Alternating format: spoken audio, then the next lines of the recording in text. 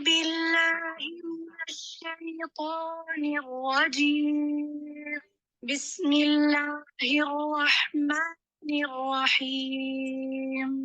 الحمد لله رب العالمين الرحمن الرحيم مالك يوم الدين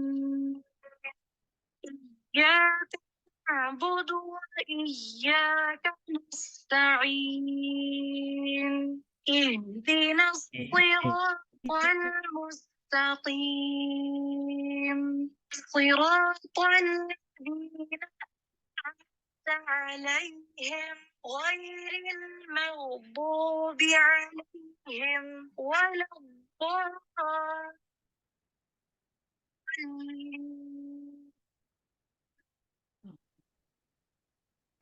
آمين.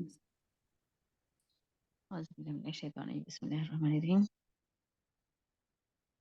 نحمده ونصلي على رسول الكريم. أما بعد فأعوذ بالله من الشيطان الرجيم. بسم الله الرحمن الرحيم.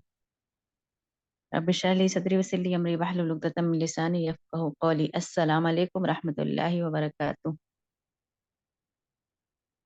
چلیں میں شروع کرتی ہوں. دعا پہلے کر لیتے ہیں، ٹھیک ہے؟ اعوذ باللہ من الشیطان الرجیم. بسم اللہ الرحمن الرحیم. الحمد للہ رب العالمین الرحمن الرحیم مالک یوم الدین ایاک نعبد و ایاک نستعین اہدنا الصراط المستقیم صراط الذین انعمت علیہم غیر المغضوب علیہم ولا الضالین. آمین. اللهم صل على محمد وعلى آل محمد كما صليت على إبراهيم وعلى آل إبراهيم إنك حميد مجيد. اللهم بارك على محمد وعلى آل محمد كما باركت على إبراهيم وعلى آل إبراهيم إنك حميد مجيد. رب اشرح لي صدري ويسر لي أمري واحلل عقدة من لساني يفقه قولي. رب زدني علما. اللهم فقهنا في الدين. اللهم إني أسألك علما نافعا وعملا متقبلا ورزقا طيبا. اللهم انفعنا بما علمتنا وعلمنا ما ينفعنا وزدنا علما. اللهم إني أعوذ بك من علم لا ينفع ومن قلب لا يخشع ومن نفس لا تشبع ومن دعوة لا يستجاب لها. اللهم أرنا الحق حقا وارزقنا اتباعه وأرنا الباطل باطلا وارزقنا اتباعه. اللهم إني أعوذ بك من العلم لا ينفع ومن قلب لا يخشع ومن نفس لا تشبع من دعوة لا يستجاب لها. اللهم أرنا الحق حقا وارزقنا اتباعه وأرنا الباطل باطلا وارزقنا اجتنابه. اللهم طهر قلبي من النفاق وعملي من الرياء ولساني من الكذب وعيني من الخيانة فإنك تعلم خائنة الأعين وما تخفي الصدور. اللهم بارك لنا في أوقاتنا. اللهم بارك لنا في أمورنا. اللهم إني أسألك حبك وحب من يحبك والعمل الذي يبلغني حبك يا حي يا قيوم برحمتك أستغيث فأصلح لي شأني كله فلا تكلني إلى نفسي طرفة عين أستغفر الله الذي لا إله إلا هو الحي القيوم وأتوب إليه. آم मैं शुरू करती हूँ इंशाल्लाह ताला। उम्मीद है कि हमारी बहनें अल्लाह ताला के ज़ात से पूरी उम्मीद है कि आप लोग खैर आफियत के साथ होंगे। अल्लाह ताला आप सबकी मुश्किलों को आसान करे और यहाँ हमारा बैठना उठना सब कबूल करे। और ये बहुत ही मुबारक महीना है अल्हम्दुलिल्लाह। आपको पता होगा कि इस उसमें इस महीने में किसकी पैदाइश हुई है? नबी सल्लल्लाहु अलैहि वसल्लम की ना। कि तो ये ईद मिलादुन नबी यानी नबी सल्लल्लाहु अलैहि वसल्लम की पैदाइश का वक्त है, ये दिन है, मतलब महीना है ना? कितना मतलब कि मतलब अल्लाह ताला ने इसमें कितनी बरकतें और मतलब नबी सल्लल्लाहु अलैहि वसल्लम की पैदाइश से समझ सकते हैं कि कितनी मतलब कि ये मुबारक महीना है ना? तो इस महीने में नबी सल्लल्लाहु अलैहि वसल्लम के बारे में थोड़ा-सा मैं ज़्यादा तो नहीं, बहुत ज़रा-सा मतलब कि नबी सल्लल्लाहु अलैहि वसल्लम की उसमें कि नबी सल्लल्लाहु अलैहि वसल्लम कहाँ मक्का में पैदा हुए थे, आप सबको पता होगा। फिर उनके कितने बच्चे थे। उनके 4 बेटियाँ थीं और 2 बेटे थे और सारे बच्चे किससे हुए थे? खदीजा रज़ियल्लाहु ताला अन्हा से हुए थे अन्हा से हुए थे। और इब्राहिम जो थे वो उनके बेटे थे, तो वो मतलब एक दूसरे उससे हुए थे, मारिया किप्ती से। तो फिर उसके बाद मतलब नबी सल्लल्लाहु अलैहि वसल्लम जो है कि कितनी 11 बीवियाँ थी, है ना? और सबसे बड़ी कौन था कि खदीजा रज़ियल्लाहु ताला अन्हा थी, उन्हीं से सारे उनके औलाद हुए, मतलब बच्चे हुए, है ना? और जब तक खदीजा रज़ियल्लाहु ताला थी, नबी सल्लल्लाहु अलैहि वसल्लम ने कोई शादी नहीं की, है ना? और नबी सल्लल्लाहु अलैहि वसल्लम ने देखिए शादी करने का भी उनका एक बहुत बड़ा मकसद था कि जैसे ये भी बहुत गलत हम लोगों का कॉन्सेप्ट है लोगों के कि नबी सल्लल्लाहु अलैहि वसल्लम ने इतनी शादियाँ क्यों की, ये सब चीज़ें। इसे आज कहने का वक़्त नहीं, बस हम थोड़ा-सा बस हल्का इसका वो हाइलाइट कर रही हूँ कि जब खदीजा रज़ियल्लाहु ताला का वफ़ात पा गईं, तो फिर बच्चों की परवरिश कौन करता? तो उसके लिए हफ़्सा रज़ियल्लाहु ताला अन्हा से नबी सल्लल्लाहु अलैहि वसल्लम ने शादी की, उनके परवरिश के लिए। तो इस तरह से और फिर आयशा मतलब सारे मकसद क्या था कि दीन को आगे बढ़ाना, है ना? हम तक दीन को पहुँचाना। तो ये मकसद था शादी करने का। और देखिए कितना बड़ा एजाज़ होता है कि नबी सल्लल्लाहु अलैहि वसल्लम की क्या बनना ज़ौजा मतलब कि उनकी वाइफ़ बनना, है ना? तो ये अल्लाह ताला ने उन लोगों की किस्मत में लिखा हुआ था और ये मकसद था। और उसमें से देखिए कोई भी ऐसी उनकी वो बीवी नहीं थी कि जो मतलब कि कुँवारी हों सिवाय आयशा रज़ियल्लाहु ताला अन्हा के। तो ये भी मतलब कि उनके और फिर आयशा ज़राना जो है कितनी शार्प माइंड की थी कि उनके वो भी एक मकसद था कि उनकी शादी हुई, वो सारी नबी सल्लल्लाहु अलैहि वसल्लम की बातों को लेती थीं और मतलब कि सीखती थीं उस इल्म को। और उनकी वजह से सारे हम सब लोग कैसे फैज़याब हुए हैं ना, कि किस तरह औरतों की तालीम वो तो सबको ही देती थी। तो औरतों की यहाँ से क्या पता चलता है कि औरतों का मतलब ये सीखना और तालीम देना ये हमारे मतलब कि इससे साबित है, यानी हदीस से और फिर कुरान में भी आया है सब कुछ, है ना? तो सबसे पहली चीज़ है कि जो मदरसा होता है ना, सबसे पहला मदरसा बच्चों के लिए कौन-सा होता है? माँ की गोद होती है ना, वहाँ से। फिर देखिए कि यहाँ से मतलब कि हम लोगों के लिए बहुत ही फ़ायदे की चीज़ मिली। फिर नबी सल्लल्लाहु अलैहि वसल्लम की मतलब कि उनके सारे बच्चे उनकी ज़िंदगी में ही वफ़ात पा गए थे ना, सिवाय फ़ातिमा रज़ियल्लाहु ताला अन्हा के ना। तो वो भी उनके बाद कुछ दिनों के बाद वो हो गईं। फिर उनकी अज़वाज थी जो जो उन्होंने दीन का काम आगे बढ़ाया, है ना? तो इस तरह से है नबी सल्लल्लाहु अलैहि वसल्लम। और नबी सल्लल्लाहु अलैहि वसल्लम की आदत जो थी, सबसे बड़ी अच्छी आदत नबी सल्लल्लाहु अलैहि वसल्लम की जो हम सबको मतलब कि एक तो हमें बहुत अल्लाह ताला का शुक्र अदा करना चाहिए। फिर नबी सल्लल्लाहु अलैहि वसल्लम के ऊपर आखिर नबी सल्लल्लाहु अलैहि वसल्लम ने हम तक जो पैगाम पहुँचाया है, तो उसके लिए हमें क्या करना चाहिए, है ना? ہمیں تو سب سے پہلے یہ چیز ہے کہ دیکھیے جو ہم مطلب کہ یہ جو سکھایا ہے نبی صلی اللہ علیہ وسلم نے اس کو ہم آگے پہنچائیں اور اس پہ عمل کریں، اور نبی صلی اللہ علیہ وسلم کے لیے دعا مطلب کہ جو کیا کرنا ہے، زیادہ سے زیادہ درود شریف پڑھنا ہے۔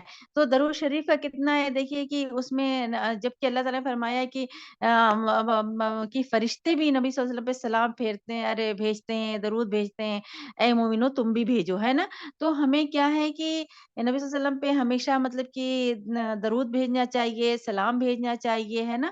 تو کتنے اس کے فائدے ہیں، اور بڑے اخلاق کے ساتھ کہ اتنا بڑا پیغام نبی صلی اللہ علیہ وسلم نے ہم تک پہنچایا، اور ہمیں مطلب کہ الحمدللہ کہ اللہ سے محبت محبت کرنے کا ڈھنگ بتایا، نبی صلی اللہ علیہ وسلم نے زندگی گزارنے کا طریقہ بتایا، ہمیں کیسے زندگی گزارنی ہے، کیسے گزار کے دنیا سے جانا ہے نا؟ تو یہ سب چیزیں نبی صلی اللہ علیہ وسلم نے ہمیں سکھائی، اور جس طرح سے نبی صلی اللہ علیہ وسلم کی سنت پہ فالو کرنا ہے، یہ کیسے اٹھتے تھے، بیٹھتے تھے، کتنی سنتیں ہیں، ساری سنت ہے نا، کیسے کھاتے تھے، کیسے پیتے تھے، ہے نا؟ سب چیزوں کو ہمیں کس طرح سے کرنا ہے، نبی صلی اللہ علیہ وسلم کے طریقے پہ کرنا ہے، یہی سب سے۔ اور ایک مومن تو پورے ٹائم عبادت میں رہتا ہے، کیسے کہ جیسے ہم اٹھتے ہیں، سوچے صبح میں اٹھتے سوتے ہیں تو بھی عبادت ہے کہ ہم باوضو سوتے ہیں، رات کی دعائیں پڑھ کے سوتے ہیں، ہے نا؟ پھر کہتے ہیں کہ جو لوگ باوضو ہوتے ہیں، فرشتے ان کے ساتھ گزارتے ہیں، ان کے لیے دعائیں خیر کرتے ہیں۔ دیکھیے ہر جگہ نیکی، اگر ہم دیکھیں تو ہر طرف نیکی ہے نا۔ اٹھتے ہیں تو کیسے اٹھتے ہیں، جیسے ہی اٹھتے ہیں پہلے سنت دعا پڑھ کے اٹھتے ہیں، الحمد للہ الذی احیانا بعد ما اماتنا والیہ النشور۔ مطلب کہ ہر جگہ مطلب کہ دیکھیے مطلب سونے کی دعا، اٹھنے کی دعا، پھر کس طرح سے ناک جھاڑنا، پھر ہے نا پھر اس کے بعد آنکھوں پہ کیسے مساج کرنا، دیکھیے یہ سب چیزیں آج کل ریسرچ سے آ رہی ہے، کتنے فائدے کی چیزیں ہیں نا۔ تو پھر مطلب واش روم کے لیے جانا تو رائٹ پیر میں چپل پہننا، اور لیفٹ میں اتارنا، باتھ روم میں جاتے وقت لیفٹ پیر، پھر مطلب اس طرح سے ہر چیز ایک صبح سے شام تک کی زندگی گزارنے کا طریقہ نبی صلی اللہ علیہ وسلم کے اس پہ ہونا چاہیے، ہے نا؟ یہ آیا ہے کہ قرآن کی آیت ہے، میں اس کو وہ سورہ بقرہ میں ہے نا کہ اللہ تعالیٰ نے کہا کہ جو نبی صلی اللہ علیہ وسلم کو فالو، جو مجھ سے محبت کرتا ہے وہ نبی صلی اللہ علیہ وسلم سے محبت کے سنت کو فالو کرے، ہے نا؟ تو وہ اللہ سے بھی اس سے محبت ہوگی۔ تو اس طرح سے، اور نبی صلی اللہ علیہ وسلم کیا سب سے زیادہ نبی صلی اللہ علیہ وسلم کے اخلاق کے اوپر ہے نا کہ انما بعثت لأتم مطلب کہ اللہ تعالیٰ نے جو ان کو نبی صلی اللہ علیہ وسلم کو بھیجا ہے سب سے بلند اخلاق کے اوپر بھیجا ہے نا، کہ میں اس لیے بھیجا گیا ہوں کہ عمدہ اخلاق کی تکمیل کروں۔ اور سلم خود بھی اعلیٰ اخلاق کے مالک تھے، جس کی گواہی خود خالق کائنات نے دی، یعنی اللہ تعالیٰ خود اس کی گواہی دے رہے ہیں نا کہ کیا نام ہے، وَإِنَّكَ لَعَلَىٰ خُلْقٍ عَظِيمٍ، اور بے شک آپ اعلیٰ اخلاق پر فائز ہیں نا۔ اور آپ صلی اللہ علیہ وسلم لوگوں کو بھی ہمیشہ اچھے اخلاق کی تلقین کرتے، اور آپ کے اس انداز تربیت کے بارے میں حضرت ابو ہریرہ رضی اللہ تعالیٰ عنہ حضرت ابو ذر رضی اللہ تعالیٰ عنہ کے بھائی حضرت انس رضی اللہ تعالیٰ عنہ کہتے ہیں، رأیتہ یأمر بمکارم اخلاق، میں نے آپ صلی اللہ علیہ وسلم کو دیکھا کہ آپ صلی اللہ علیہ وسلم لوگوں کو عمدہ اخلاق کی تعلیم دیتے تھے، یعنی انسانی زندگی میں حسن اخلاق کی اسی اہمیت کے پیش نظر اس کے مطلب کہ یہ ہے کہ اس میں جو ہے مین آپ کو پتا ہے نبی صلی اللہ علیہ وسلم ہمیشہ ایک اور عادت ہمیں اپنانی چاہیے کہ نبی صلی اللہ علیہ وسلم ہمیشہ مسکراتے رہتے تھے، ہے نا؟ ہمیشہ ان کو دیکھیے گا کہ سب سے زیادہ کتنی نیکی ہے نا، ایک خندق پیشانی سے ملنا ایک مومن بندے کو دوسرے سے، اس میں بھی بہت زیادہ ثواب ہے نا۔ تو ہمیں بھی ہمیشہ مسکراتے رہنا چاہیے، لوگوں کے لیے خیر خواہی کرنا چاہیے، نبی صلی اللہ علیہ وسلم سب سے زیادہ خیر خواہتے ہیں نا۔ تو مطلب کہ اس میں جو ہے اللہ تعالیٰ کے ارشاد ہے کہ اے پیغمبر، یہ اللہ کی بڑی رحمت ہے کہ تم ان لوگوں کے لیے بہت نرم مزاج واقع ہوئے ہو، ورنہ اگر کہیں تم تنخو یا سنگ دل ہوتے تو یہ سب تمہارے گرد مطلب کہ چھٹ جاتے، یعنی نبی صلی اللہ علیہ وسلم اتنے نرم مزاج کے تھے، اتنے اچھے وہ تھے کہ سب لوگ ان کے کے آس پاس میں دین پھیلا کیسے؟ نبی صلی اللہ علیہ وسلم کے اخلاق کی وجہ سے، ان کے اس کی وجہ سے، ہے نا؟ تو ہمیں بھی ایک اور بھی کہ نبی صلی اللہ علیہ وسلم کیا کرتے تھے، ہمیشہ مسکراتے رہتے تھے۔ نبی صلی اللہ علیہ وسلم کو پتہ سب سے چیزیں کھانے میں سب سے زیادہ کیا پسند تھی؟ گوشت جو اگلا دست ہوتا ہے نا، وہ پسند تھا۔ مطلب کہ ہمیشہ نبی صلی اللہ علیہ وسلم نے کیا کھانا کھایا، ہمیشہ وہ ریفائن نہیں جو ابھی اتنا وہ آ گیا نا، ہمیشہ کیا ہے موٹا اناج کھایا ہے۔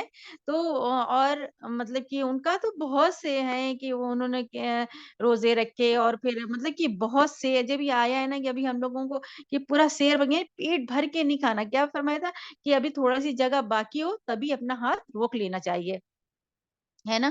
تو یہ سب چیزیں ہیں۔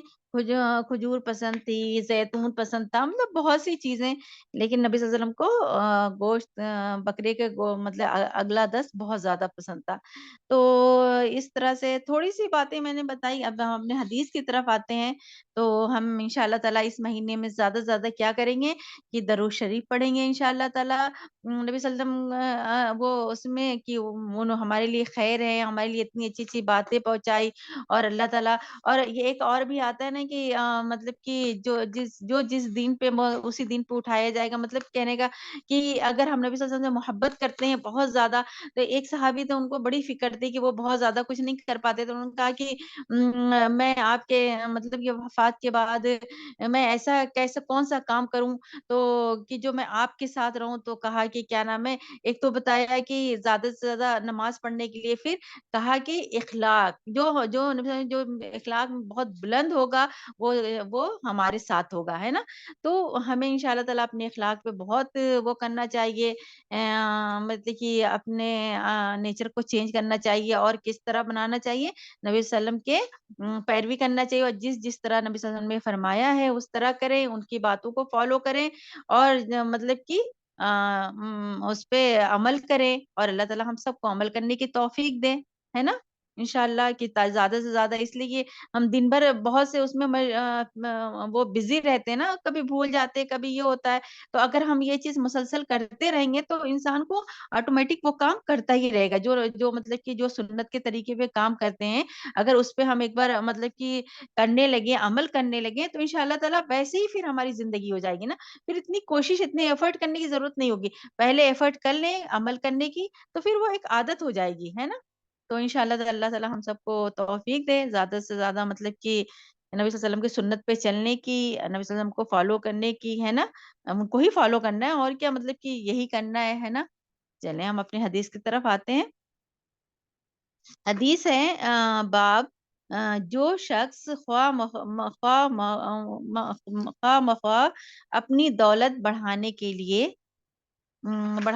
لیے لوگوں سے سوال کرے، ہے نا؟ یہ باب ہے کہ جو اپنی دولت بڑھانے کے لیے لوگوں سے سوال کرے، تو کیا یہ جائز ہے لوگوں سے سوال کرنا کہ اپنی دولت کو بڑھانے کے لیے، کہ پہلے اس کے پاس سب کچھ ہے، اور پھر وہ مطلب کہ اپنے کھانے پینے کے لیے سب کچھ ہے، لیکن لوگوں سے زبردستی مانگنا، ہے نا؟ زبردستی لینا ہے کہ تاکہ ہمارے پیسے میں اضافہ ہو۔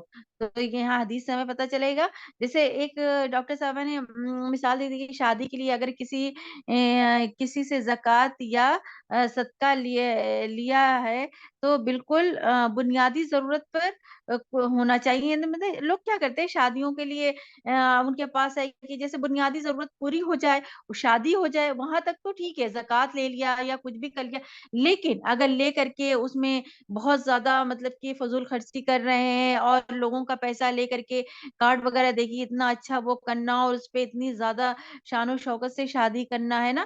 تو یہ تو جائز نہیں ہے نا؟ تو بس دیکھیے کیا جائز ہے، تو ہمیں حدیث سے ہمیں یہاں پتہ چلے گا، تو یہ کہ ان لوگوں کا انجام کیا ہوگا۔ تو ہم آتے ہیں حدیث کی طرف، 1389 ہم سے یحییٰ بن بکین نے کہا، ہم سے لیث بن سعد نے، انہوں نے عبداللہ بن ابی جعفر سے، انہوں نے کہا میں نے حمزہ بن عبداللہ بن عمر سے سنا، کہا میں نے عبداللہ بن عمر رضی اللہ تعالیٰ عنہ سے سنا، کہا حضرت صلی اللہ علیہ وسلم نے فرمایا، ہمیشہ آدمی لوگوں سے مانگتا رہتا ہے، یہاں تک کہ قیامت کے دن ایسی بری صورت میں آئے گا کہ اس کے منہ پر گوشت کا ایک منچا، یعنی کوئی وہ گوشت کی ایک بوٹی بھی نہ ہوگا اور آپ صلی اللہ علیہ وسلم نے فرمایا کہ قیامت کے دن سورج لوگوں کے نزدیک آ جائے گا، ان کے بدنوں سے اتنا پسینہ نکلے گا جو کانوں تک پہنچ جائے گا۔ تو کیا سمجھ میں آیا میری بہنوں کی مانگنے والوں کا انجام، کہ جب جو انسان اپنی دولت کو بڑھانے کے لیے پیسہ مانگتا ہے کہ مطلب کہ اور زیادہ ہو جائے ہمارے پاس، تو وہ کیا ہوگا کہ قیامت کے دن آپ کو پتا ہے وہ کس حال میں آئے گا کہ اس کے جسم پہ ایک بھی گوشت اور مطلب کہ ایک اس کا گوشت کی بوٹی، مطلب کہ بالکل ویسے جو اسکلیٹن دیکھا ہوگا آپ نے نا، بالکل بغیر ہڈی کے، ارے بغیر گوشت کے، سوچے کیسا لگتا ہے۔ تو یہ انجام ہے۔ اور سوچیں کہ اس کی جو ہماری ہے وہ کتنی بڑی ہمارا ڈریس ہے، ایک طرح سے کتنی چیزوں کو ڈھانکتی ہے اور کتنا خوبصورت بناتی ہے نا۔ اور وہی چیز کیا ہوگا کہ سب کے سامنے انسان جو اپنے دولت کو بڑھانے کے لیے اس کے پاس سب کچھ ہے اور مانگتا پھرتا رہتا ہے، تو اس کا یہ حال ہوگا نا کہ قیامت کے دن وہ بالکل یہ کیا نام ہے، ایسا ہوگا کہ اس کے جسم پہ کوئی بھی اسکن یا گوشت کی بوٹی کچھ بھی نہیں ہوگی، ہے نا۔ تو قیامت کے دن سورج لوگوں کے نزدیک آ جائے گا، ان کے بدنوں میں سے اتنا، ان کے جسموں سے اتنا پسینہ نکلے گا جو کانوں تک پہنچ جائے گا۔ یعنی کیا یہاں پہ بتایا جا رہا ہے، قیامت کا منظر بتایا جا رہا ہے کہ قیامت کے دن مطلب کہ کیسا حال ہوگا لوگوں کا، یا مطلب کہ ایک دم مطلب کہ اتنا نفسا نفسی کا حالت ہوگا، اتنا وہ ہوگا کہ پسینے اتنے زیادہ ہوں گے کہ ان کے کان تک ان کا پسینہ پہنچ جائے گا، یعنی اتنی مطلب کہ وہاں سختی، اتنا انتظار کا وقت ہوگا، ہے نا۔ تو یہ ہے کہ انسان کو مطلب کہ اس دن پہنچ جائے گا، اور اسی حال میں وہ اپنی مخلصی کے لیے آدم علیہ السلام سے اپنی مخلصی کے لیے، یعنی اپنی مطلب کہ یہ حساب کتاب کے لیے نا، کہ جلدی سے حساب کتاب ہو جائے تاکہ ہم مطلب کہ صحیح جگہ پہ پہنچ جائیں، جو بھی مطلب اس کے لیے جو ہے مطلب وہ پریشان ہوگا، تو اسی پریشانی حالت میں کیا کرے گا، آدم علیہ السلام سے فریاد کریں گے۔ پھر تو جب آدم علیہ السلام کے پاس جائیں گے، آدم علیہ السلام کی مطلب کہ ہمارے حساب کتاب شروع کیا جائے، تو پھر اس کے بعد کہاں جائیں گے، موسیٰ علیہ السلام کے پاس جائیں گے۔ پھر اس کے بعد جائیں گے آدم علیہ السلام سے، جب آدم علیہ السلام کے پاس جائیں گے تو آدم علیہ السلام کہیں گے کہ نہیں، تم مطلب کہ میں نہیں کر سکتا، ان کو اپنی وہ بات یاد آ جائے گی جب ان کو جنت سے نکالا گیا تھا نا۔ پھر موسیٰ علیہ السلام کے پاس جائیں گے تو موسیٰ علیہ السلام کو بھی وہ بات یاد آ جائے گی جب وہ جو گھونسا مارا تھا، تو وہ مطلب وہ چیز اپنی وہ چیزیں یاد آ جائے گی، تو پھر وہ بھی نہیں شفاعت کریں گے۔ پھر کس کے پاس لوگ جائیں گے، حضرت صلی اللہ علیہ وسلم سے، ہے نا۔ اور نبی صلی اللہ علیہ وسلم کے، پھر صلی اللہ علیہ وسلم سے، اور عبداللہ بن صالح نے اپنی روایت میں اتنا بڑھایا ہے کہ مجھ سے لیث نے بیان کیا، کہا مجھ سے ابن ابی جعفر نے، پھر حضرت صلی اللہ علیہ وسلم نے کہ خلق یعنی پورے عوام جو خلق ہے کا فیصلہ کرنے کے لیے سفارش کریں گے۔ کون کرے گا، نبی صلی اللہ علیہ وسلم کریں گے۔ آخر میں کس کے پاس آئیں گے، نبی صلی اللہ علیہ وسلم کے پاس، اور نبی صلی اللہ علیہ وسلم سارے اس کی سفارش کریں گے خلق کی۔ آپ صلی اللہ علیہ وسلم چلیں گے یہاں تک کہ بہشت کے دروازے کا حلقہ تھام لیں گے، یعنی نبی صلی اللہ علیہ وسلم کہاں جائیں گے، جو بہشت کا حلقہ ہوتا ہے نا، دائرہ، اس کو تھام لیں گے۔ اس دن اللہ تعالیٰ آپ صلی اللہ علیہ وسلم کو مقام محمود پہ کھڑا کرے گا، یعنی نبی صلی اللہ علیہ وسلم کے جو کہاں پہ کھڑے ہوں گے، مقام محمود پر کھڑے ہوں گے، ہے نا، کرے گا۔ جتنے لوگوں وہاں جمع ہوں گے سب اس کی تعریف کریں گے، یعنی جتنی مخلوق ہوگی وہاں پہ سب کس کی تعریف کرے گی، نبی صلی اللہ علیہ وسلم کی تعریف کریں گے۔ اور مالا بن اسد نے کہا، ہم سے وہیب نے بیان کیا کہ انہوں نے نعمان بن ارشد سے، انہوں نے عبداللہ بن مسلم سے، جو ابن شہاب زہری کے سگے بھائی تھے، انہوں نے حمزہ بن عبداللہ سے، انہوں نے ابن عمر سے سنا، انہوں نے آل وسلم سے، پھر اتنی حدیث میں بیان کی جو سوال کے باب میں ہے۔ مطلب یہ حدیث کیا ہے کہ انسان حشر کے میدان میں حساب کتاب کے انتظار میں کیا ہوگا، تکلیف اٹھائے گا، ایک مطلب کہ ہنگامہ ہوگا، یعنی آپ سوچیے کوئی چیز کا آپ انتظار کر رہے ہیں، انتظار کرنا کیا اتنا آسان ہے، کہ صبر کر رہی یہ چیز ہو جائے، یہ چیز ہو جائے، اور وہ ہو کے نہیں دیتی ہے، تو اس میں کتنی بے چینی ہوتی ہے اور کتنی مشکل ہوتی ہے نا۔ تو وہاں پر بھی یہی حال ہوگا، ہنگامہ ہوگا چاروں طرف، اور مطلب لوگ انتظار میں بیٹھے ہوں گے کہ اب ہمارا حساب کتاب شروع ہو نا۔ تو نبی صلی اللہ علیہ وسلم ان کے لیے سفارش، مطلب کہ مقام محمود پہ جائیں گے۔ مقام محمود کیا ہے؟ جو تعریف کیے جانے والا جگہ۔ تو آپ میری بہنوں دیکھیں کہ جو ابھی نبی صلی اللہ علیہ وسلم نے فرمایا نا کہ جو اذان کے بعد درود شریف پڑھے گا، اور یہ نماز اذان کے بعد کی دعا پڑھے گا نا، لم رب حاضر دعوت التامت والصلاۃ القائمہ آت محمد نیل وسیع، مطلب کہ یہ جو ہے نا، اس کو ہمیں یاد کر لینا چاہیے اور پڑھنا چاہیے۔ تو جو لوگ وہاں پڑھیں گے تو نبی صلی اللہ علیہ وسلم نے فرمایا نبی صلی اللہ علیہ وسلم ان کی شفاعت کریں گے، ہے نا۔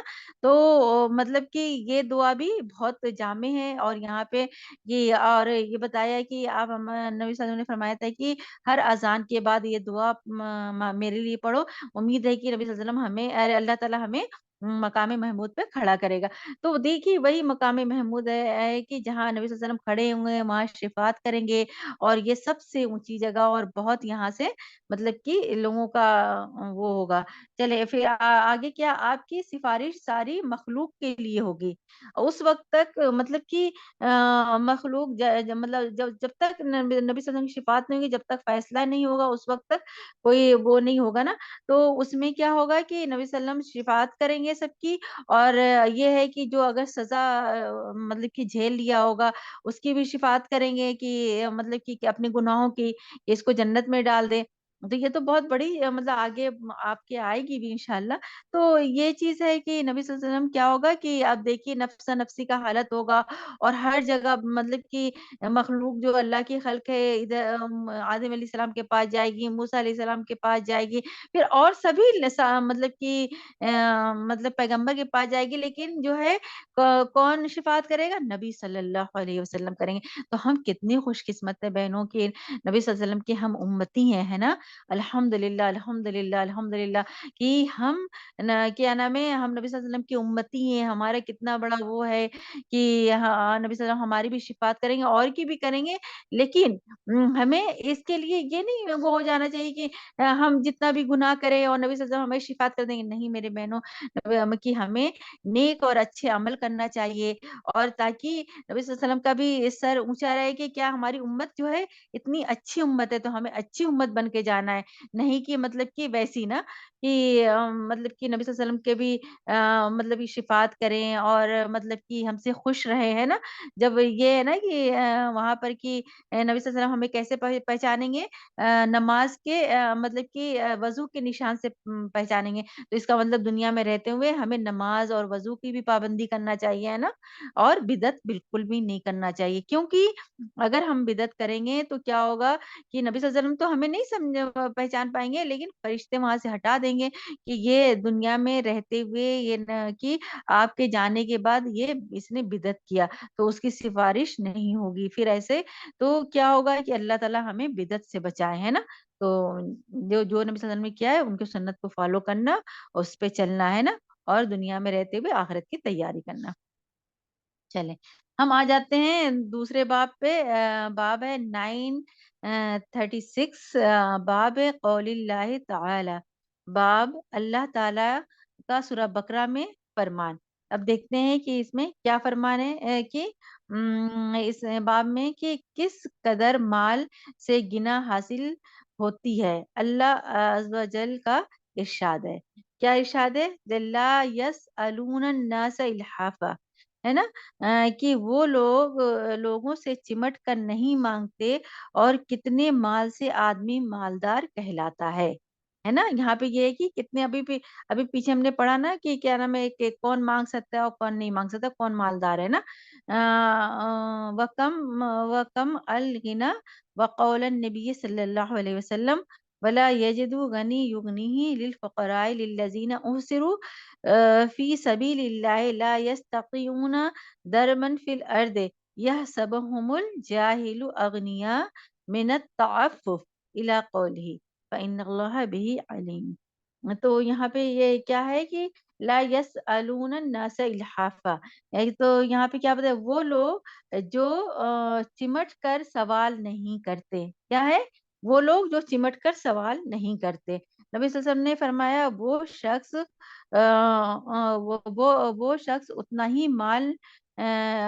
اتنا مال نہ پائے جو اس کو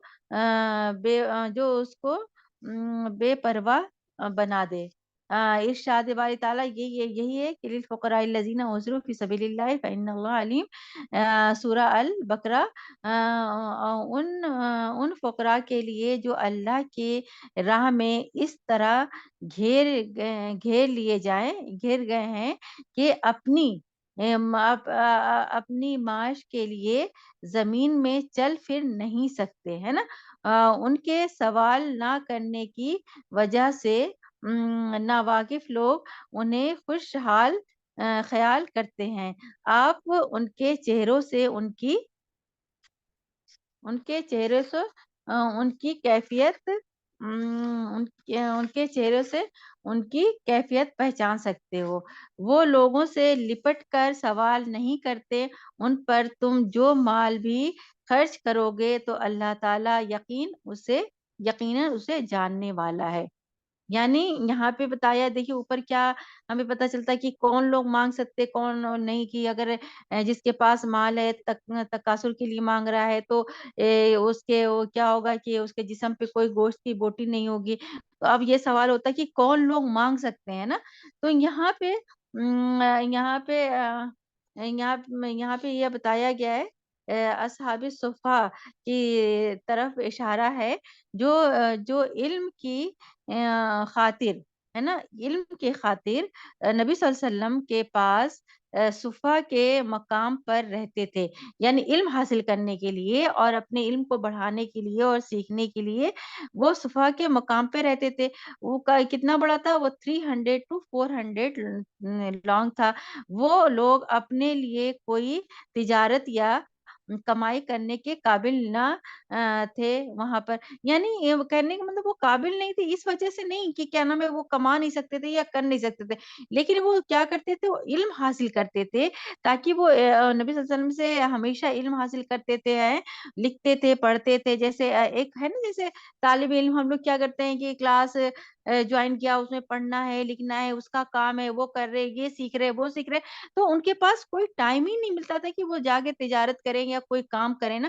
تو ایسے لوگوں کو دینے کے لیے آیا ہے نا، سفید پوش جس کو کہتے ہیں، ایسے لوگوں کو دینا چاہیے جو مسلسل اپنے علم حاصل کر رہے ہیں. ان کو کمانے کا مطلب کہ وقت نہیں ہے نا، تو ان کو دینا چاہیے. ٹھیک ہے. غنی کون ہے؟ امیر کون ہوتا ہے؟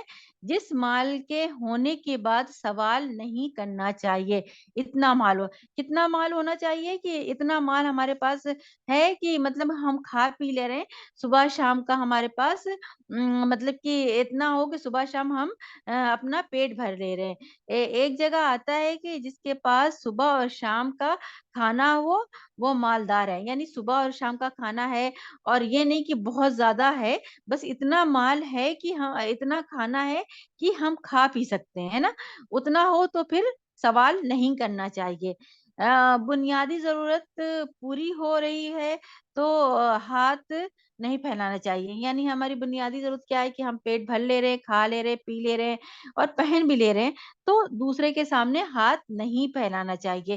ایک اور اس میں ہے کہ آتا ہے کہ ایک مالدار وہ ہے جس کے پاس 50 درہم یا اس کے ملکیت کی کوئی چیز ہو، ہے نا. یعنی 50 درہم بھی ہے تو بھی ہم کسی سے سوال نہیں کر سکتے. یعنی یہاں پہ کیا مطلب کہنے کا ہے کہ ہمارے پاس، لیکن اگر ہمارے پاس بالکل بھی نہیں، یہ ان مسکین کی بات ہو رہی ہے کہ مطلب جس کے پاس اتنا ہے کہ وہ کھا پی لے رہا ہے، اس کی ضرورت پوری ہو جا رہی ہے، تو وہ کسی کے پاس ہاتھ نہیں پھیلائے. لیکن ابھی اوپر ہم نے اصحاب صفا کے بارے میں پڑھا، وہ کسی سے مانگتے نہیں تھے، وہ کسی کے پاس لپٹ لپٹ کے نہیں. تو ان کو کیا کرنا ہے؟ ہمیں ان کے چہروں سے پہچان کر ان کو دینا ہے. کیونکہ وہ اگر اب یہ سوچیں، امیجن کریں، اب وہ تو مانگ نہیں رہے، ہم ان کو نہیں دے رہے، وہ شرم سے نہیں مانگ رہے، ان کے اندر یہ ہے کہ ہم مانگیں گے تو لوگ کیا کہیں گے، ہے نا. تو ان کو جو ہے ہمیں کس طرح سے دینا چاہیے، ان کو پہچان کے دینا چاہیے کہ کون ضرورت مند ہے۔ اور جہاں تک فقیر کا سوال ہے، تو فقیر تو آپ کو پتہ ہے کہ وہ لوگوں کے پاس مطلب کہ اتنا بھی اس کے پاس مال نہیں ہوتا ہے، پیسہ نہیں ہوتا کہ اپنا پیٹ بھر سکے نا، تو اس کو فقیر کہتے ہیں۔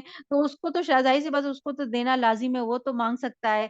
اور اگر اگر یہ لوگ بھی اگر نہیں مانگ رہے ہیں، اگر نہیں کچھ کر رہے ہیں، تو خدا نخواستہ کیا ہوگا، بھوک سے انسان کی جان بھی جا سکتی ہے۔ تو ہمیں تو جان دینے کے لیے منع کیا گیا ہے نا، تو پھر اپنے پیٹ بھرنے کے لیے ہمیں مانگنا چاہیے، ہے نا؟ اتنا ہے کہ ہماری ضرورت پوری ہو جائے۔ تو اس میں یہ ہے، آگے حدیث سے ہمیں پتہ چلے گا، ہے نا؟ آگے کی یہ حدیث سے اور ایک کلیئر ہو جائے گا۔ 1390 ہم سے حجاج بن منہال نے بیان کیا، انہوں نے کہا ہم سے شعبہ نے بیان کیا، انہوں نے کہا مجھ کو محمد بن زیاد نے خبر دی، کہا میں نے کہ ابو ہریرہ رضی اللہ عنہ سے یہ سنا، انہوں نے آن حضرت صلی اللہ علیہ وسلم سے کہ آپ صلی اللہ علیہ وسلم نے فرمایا مسکین اصل میں وہ نہیں ہے جس کو ایک لقمے یا دو لقمے کی خواہش در بدر پھراتی رہتی ہے، لیکن مسکین وہ ہے جس کو جس کو احتیاج ہے اور مانگنے میں شرم کرتا ہے، لگ لپٹ کر لوگوں سے مانگتا بھی نہیں۔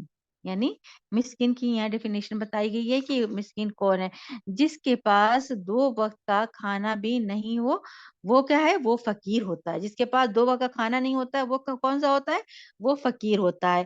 پیٹ کی آگ بجھانے کے لیے مانگنا جائز ہے، یعنی اگر ہم بھوکے ہیں اور کچھ بھی نہیں ہے اس کے پاس، تو اور پیٹ جل رہا ہے اور اس سے کیا کہ وہ تو اس کے لیے جو ہے مانگنا جائز ہے۔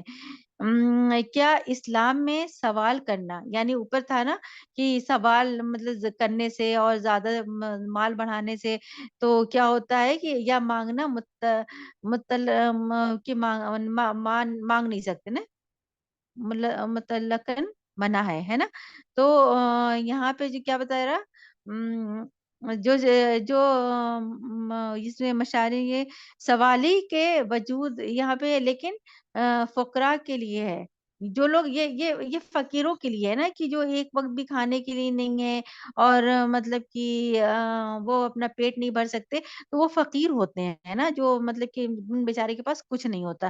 کون نہیں سوال کر سکتا؟ اب دیکھیے، جو مال کو بڑھانے کے لیے، ہے نا، مال کو بڑھانے کے لیے مانگتا ہے نا، کہ میرے مال اور بڑھ جائے اور مطلب کہ ہم اور پیسے والے ہو جائیں نا، تو وہ ان کے لیے۔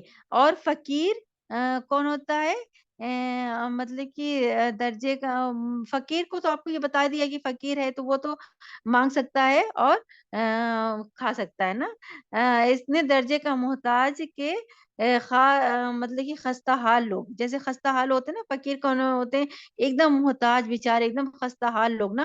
مسکین کا کون سے ہوتے ہیں کہ اتنی آمدنی نہیں کہ اپنا اور اپنے بچوں کی ضروریات پوری کر سکے، ہے نا؟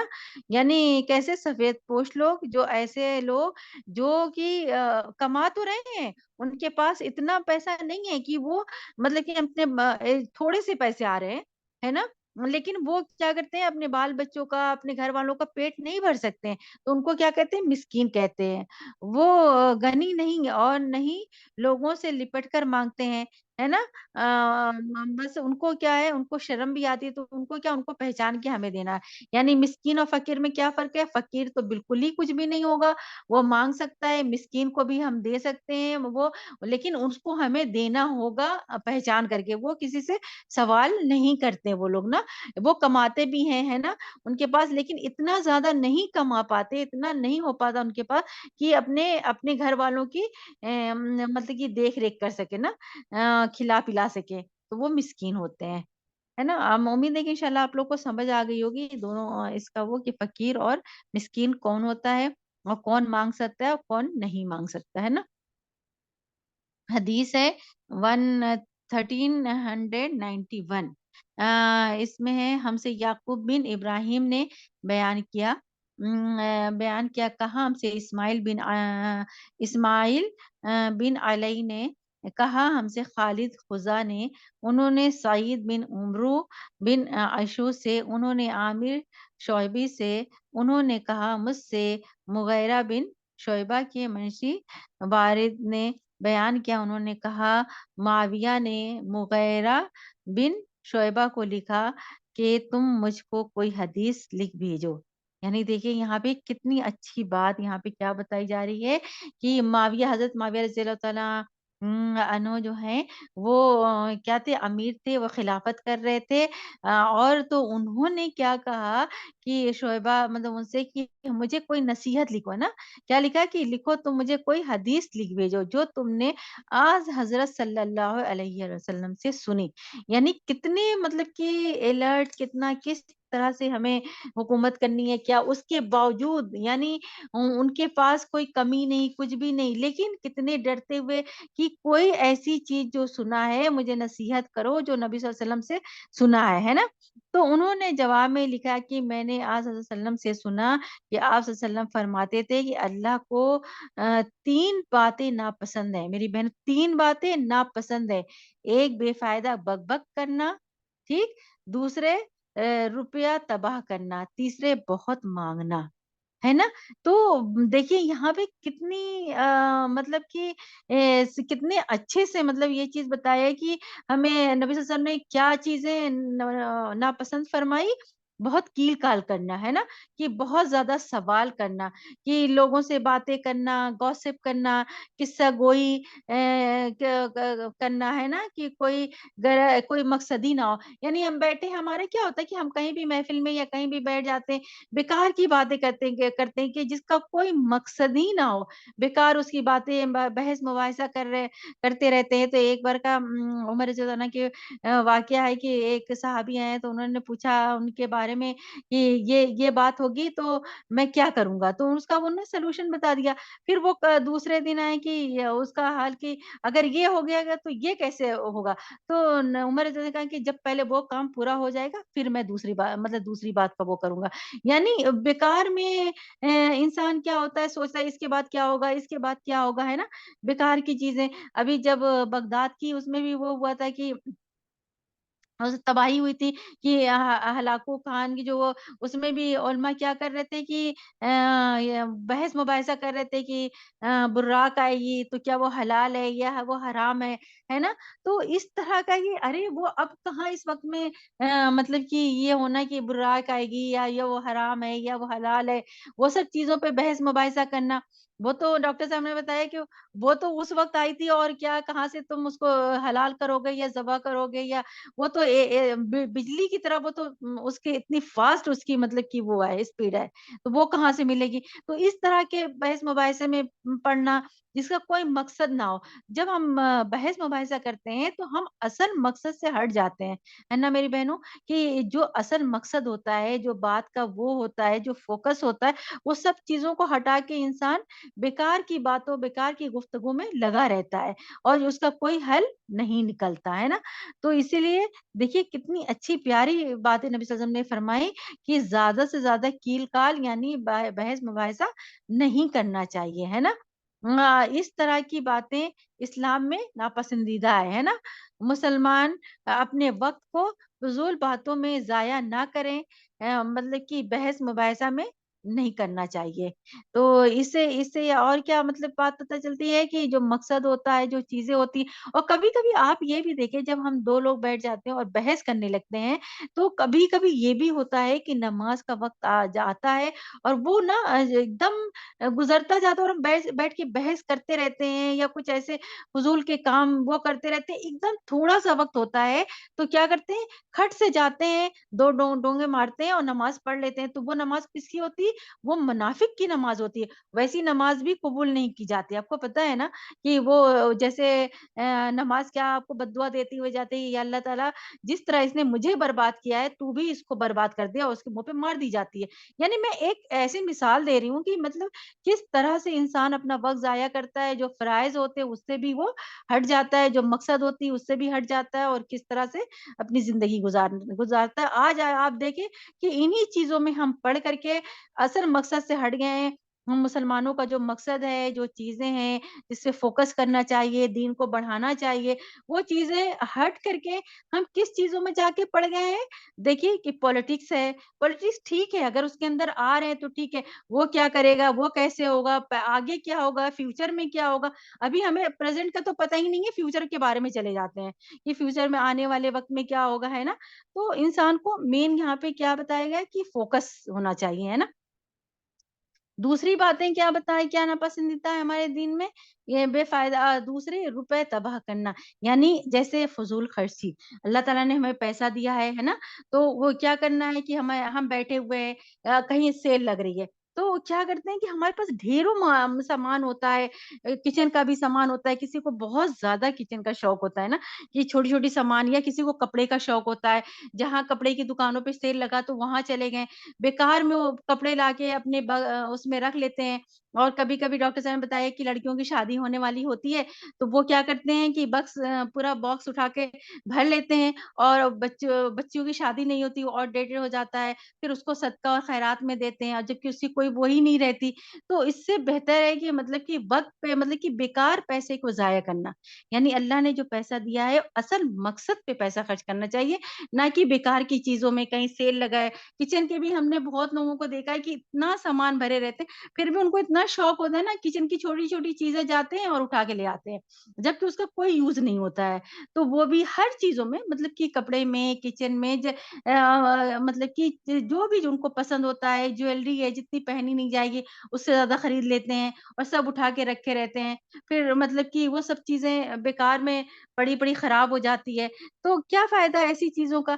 تو فضول خرچی کیا آیا ہے کہ بنی اسرائیل میں، کہ یہ بھی ایک شیطانی وہ ہے نا، یہ شیطان اس طرح سے انسان کے دل میں ڈالتا ہے کہ یہ بھی رکھ لو، وہ بھی خرید لو، تو زیادہ پیسہ بھی فضول خرچی کرنا بھی یہ بھی ایک پسندیدہ کام نہیں ہے۔ تو جتنا وقت اور ضرورت ہو اس پہ ہی خرچ کرنا، بیکار میں مطلب کہ پیسہ بھی ضائع نہیں کرنا چاہیے۔ تیسری بات کیا بتائی گئی ہے؟ روپے تباہ کرنا، اور تیسری بہت مانگنا، یعنی یہاں پہ کیا بات بتائی جا رہی ہے؟ اضاعت مال، یعنی مال کو ضائع کرنا، یعنی سیل میں جیسے یہی بات ہو گئی نا، سستی چیزیں جمع کر لیتے ہیں، اور جبکہ آپ غور کریے کہ جتنی کوالٹی کی چیزیں ہم خریدتے ہیں وہ یوز بھی کر لیتے ہیں اور پھینک بھی دے، مطلب کہ استعمال بھی ہو جاتی ہے، سب کچھ ہو جاتا ہے، اور وہ اگر آپ نے کوالٹی کی چیزیں خریدی، تھوڑی سی مہنگی ہم مانتے ہیں جیسے وہ ہے، تو وہ تھوڑے ہی خریدیں گے نا، پیسے زیادہ لگتے ہیں، تو اگر آپ نے وہ استعمال کر لیا اور کسی کو دیا بھی وہ چیزیں، تو وہ بھی خوشی سے استعمال کرتا ہے نا، جیسے غریبوں کو یا کسی کو، اگر ہم نے بیکار کی چیزیں خریدی، نہ میں نے ہی استعمال کیا، نہ دوسروں کو ہی دے پاتے ہیں نا، تو انسان کو فضول خرچی بھی نہیں کرنا چاہیے، جائز جائز جگہوں پہ خرچ کرنا چاہیے، نہیں کہ بیکار پھینکنا چاہیے نا، تو بیکار کی چیزیں مطلب کہ نہیں ہونا چاہیے۔ تیسرا ہے کثرت السوال، یعنی کثرت سوال، اتنا سوال پوچھنا کہ اصل مقصد ہی بھول جانا، یعنی وہی مطلب کہ جو عراق کا بتایا تھا کہ وہ وہی ہوتا ہے کہ جو اتنا سوال کرنا ہے کہ اس کے بعد کیا، اس کے بعد کیا نا، کہ کوئی اس کا مقصد ہی نہیں، ابھی یہ ہو گیا تو کبھی کیا ہوگا، اب اس کے بعد کیا ہوگا، اس کے بعد کیا ہوگا، مطلب سوال کرنے سے بھی۔ اور آپ کو پتا ہے موسیٰ علیہ السلام کی قوم کے بارے میں نا، کہ ان کی قوم کیوں اتنی زیادہ وہ برباد ہوئی تھی، کیونکہ وہ بہت کثرت سوال کرتی تھی، مطلب بہت سوال کیا کرتی تھی موسیٰ علیہ السلام کے پاس جا کے، اس کے بعد یہ، اس کے بعد یہ، عمل کچھ نہیں کرنا، صرف سوال کرنا نا، تو یہ بھی ایک انسان کو تباہی کا ایک وہ ہے، زیادہ سوال کرنا، تو سوالوں سے بچنا چاہیے نا، تو نبی صلی اللہ علیہ وسلم نے یہ بھی فرمایا تھا نا کہ زیادہ سوالوں سے بچنا چاہیے، زیادہ سوال نہیں کرنا چاہیے۔ امید ہے کہ انشاءاللہ آپ کو سمجھ آ گئی ہوگی اس کی، کہ پتہ چلی کہ زیادہ بحث مباحثہ نہیں کرنا، زیادہ مال کا خرچ نہیں کرنا، اور زیادہ کثرت سوال نہ کرنا، ہے نا؟ سوال میں وہی وہ ایک بار کے واقعہ ہے، مجھے اتنا پکا نہیں یاد آ رہا ہے کہ چلیں اس کو رہنے دیں۔ تو پھر یہی ہوتا ہے نا کہ زیادہ کہ سوال نبی صلی اللہ علیہ وسلم سے بھی یہی تھا کہ کوئی بھی چیز کا جب صحابہ کرام بہت سوال کرتے تھے تو کہتے تھے کہ اگر وہ فرض کر دی گئی تو پھر وہ کرنا پڑے گا، جیسے اس وقت کی بات ہے، تو اسی لیے سوال کرنے سے منع کیا گیا، بہت زیادہ سوال نہیں کرنا چاہیے۔